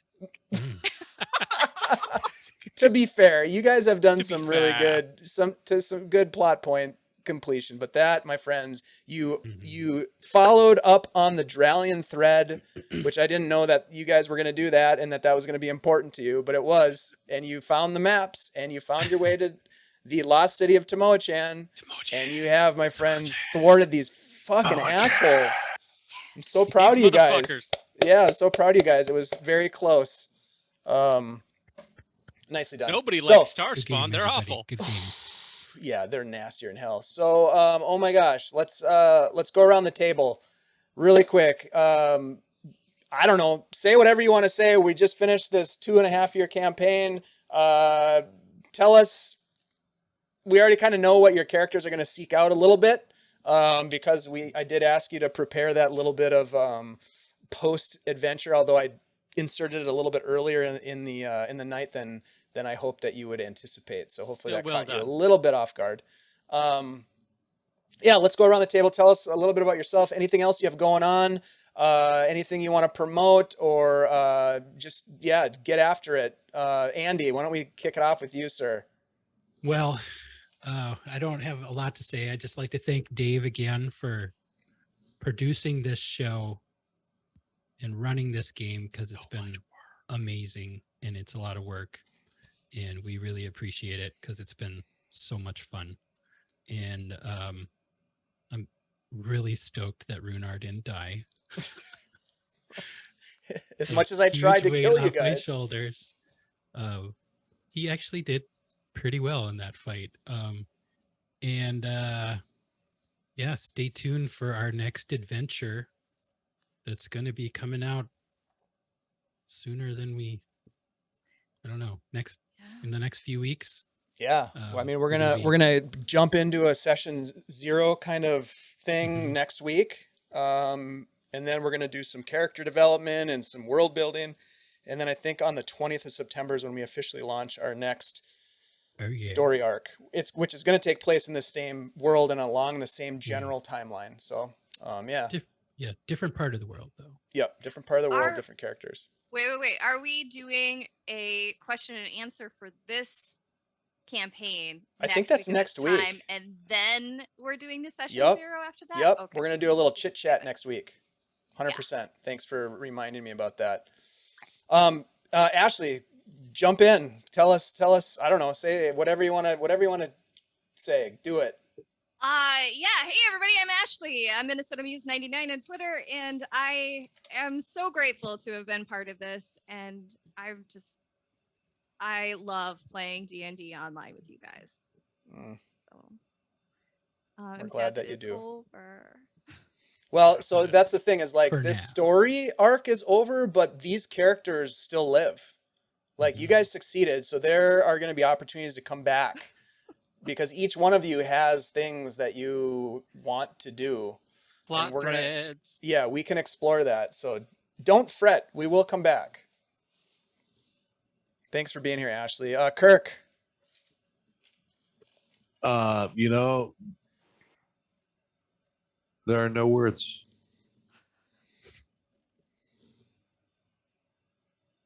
All right, Michael. No, I'm just kidding. No, Kirk, I'm you serious. always have something to say. No, you now, know, now you shut up. Kirk, we love you, I'm man. teasing no, you, I'm, buddy. you know, it's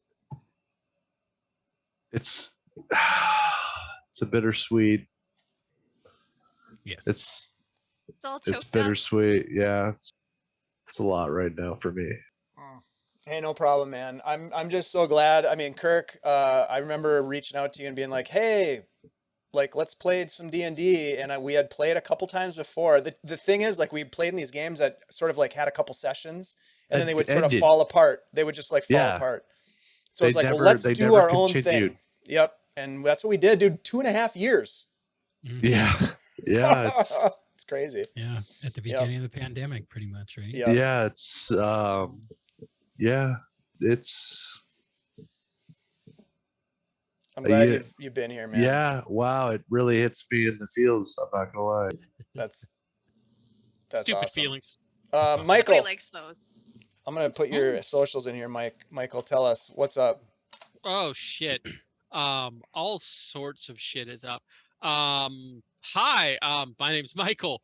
I'm going back to nursing school starting next week, which is part of why we ended this arc here. So this is all my fault. If you're angry, please send me angry tweets at Valkyrie Bait, which I believe just got set up there. If you think it went great, hey, send that to Dave and everybody else.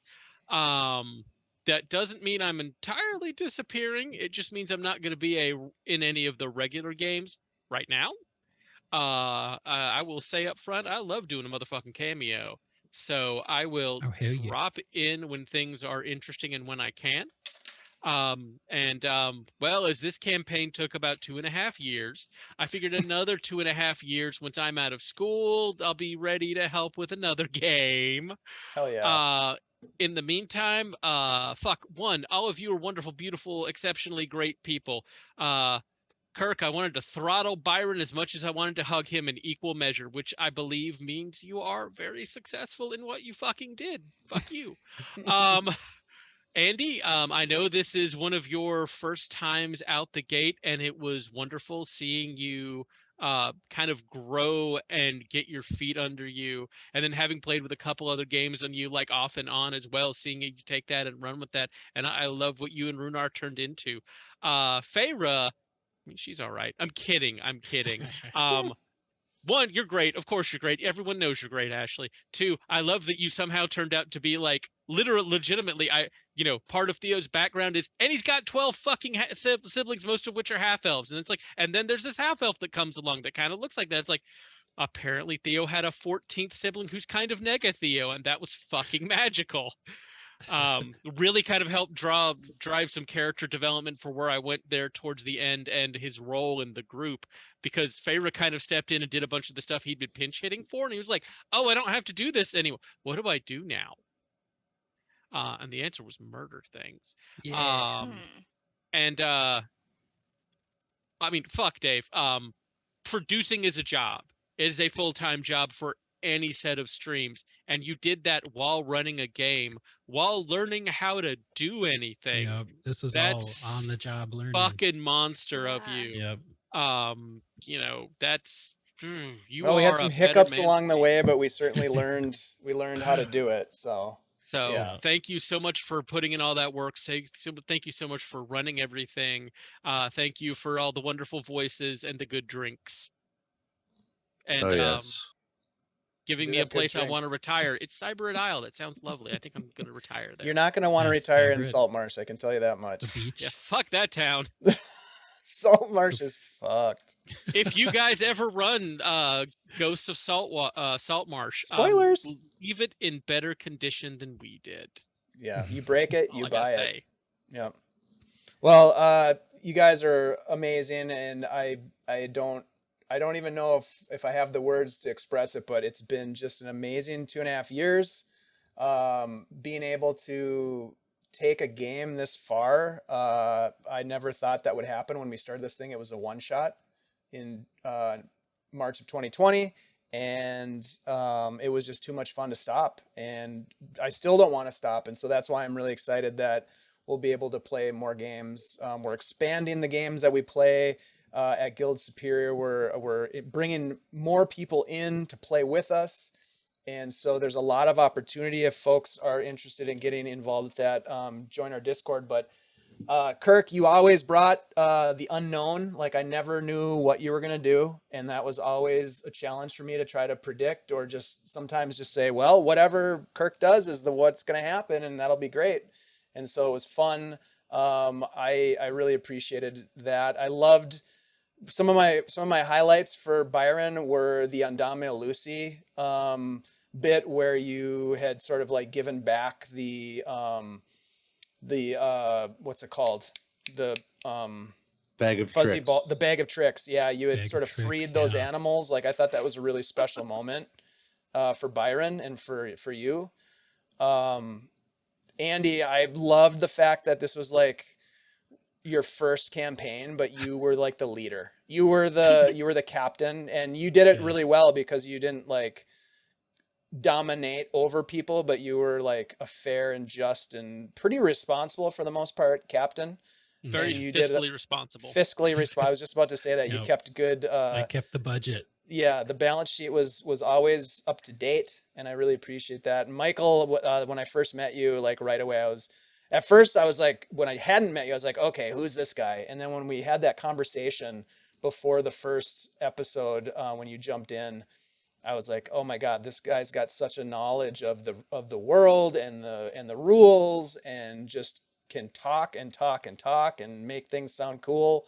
So I'm super glad that you joined us, and I'm glad it worked out. You took a break, and we were able to like write in some cool backstory stuff, which will now become the next adventure for Theo and possibly for the rest of the Deg Gang too.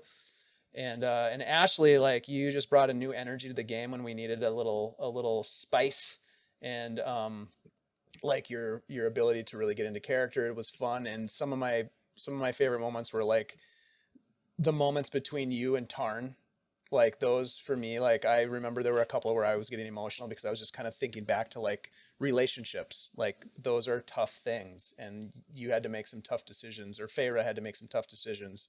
And so that was really cool. So I really appreciated being able to explore some of those aspects of the game too. It's not just swords and spells, but it's also feelings and relationships, and that's important. So I really enjoyed that. So guys, we are pushing like 3.5 hours. We are spent, and we had a blast, but at least I'm speaking for myself. I am tired, and I want to celebrate this, the end of this thing. So we're going to go ahead and raid into Phoenix here in a minute. However, before we do that, sorry, go ahead, Prizes. Ashley.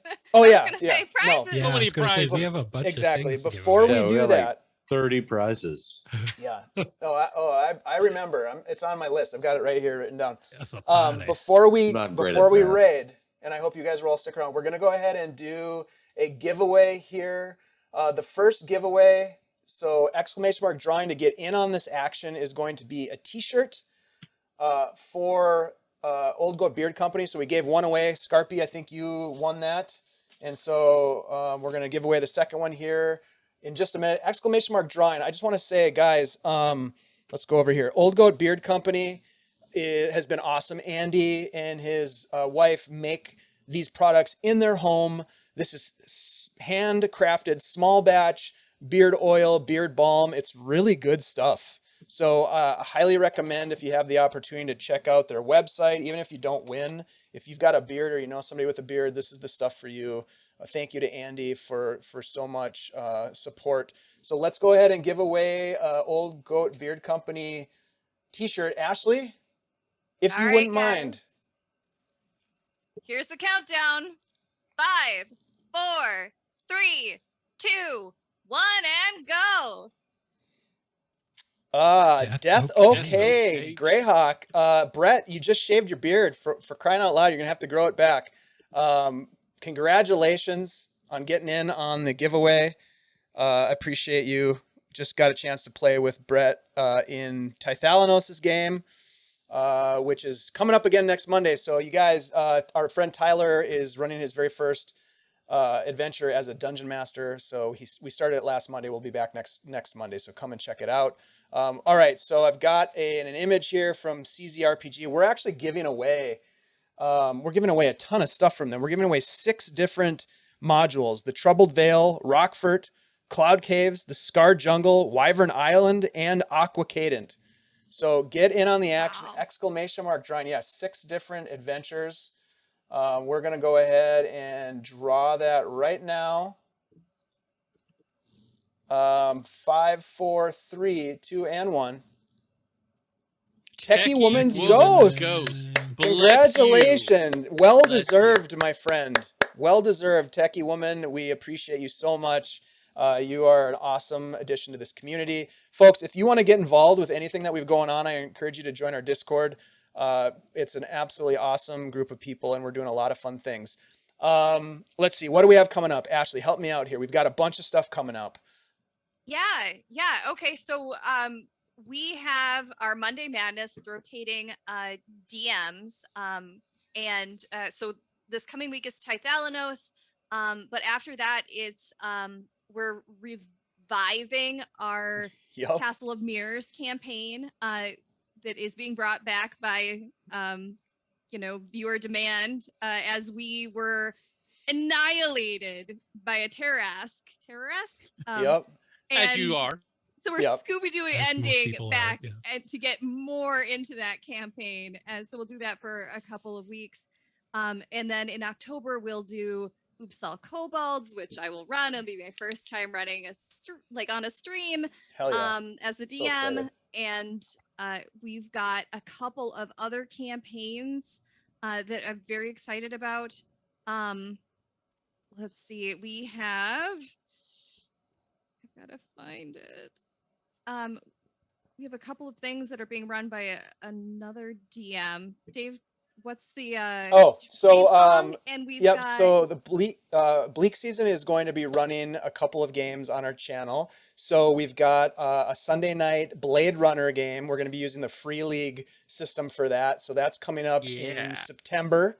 So stay tuned for that. We just finished up getting the table together. So we've got the players, and session 0 is coming up, and then we're going to jump into that. And then Bleak also brought his home game and homebrew world of Shadesong to the guild. So we're going to be showcasing a bunch of short shots. There's like 7 short shots that he's going to be running with different players from our guild Discord community.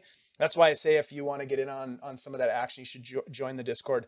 But yeah, super fun stuff. I got a chance to play in one that was offline, and it was really fun. It's a living world kind of thing. So the decisions that you make as a character will influence the way the world plays out. So very cool. And then in October, we're going to be bringing in Dungeon Mr. Ty to run Nuavarden.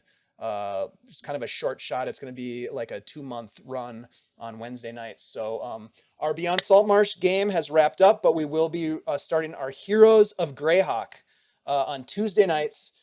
All this stuff is going to be on our Twitter. So the best thing to do is to jump into our Twitter, hang out with us, get to know us, come over to Discord, hang out with us, get to know us. We'd love to see you there. Do we have anything else? I think that's it, right? That's a lot. That's it for now, but check out our Facebook page. Follow us on Twitter. Oh, we have a Facebook You'll page. get more We got everything. information. We're like a jam-packed, all new shows in the next couple weeks. And now, my friends, without further ado, we are going to go over and raid Phoenix Wacky because we love John and he does awesome stuff. So thank you all for being here. Hit up the chat over at Phoenix's place with a bunch of raid emotes and the fun guild stuff. Thank you so much, you guys, for coming on this journey with us, and we'll be back with more fun stuff. That's what we do here. See you next time. Bye. You all remain the best. Bye.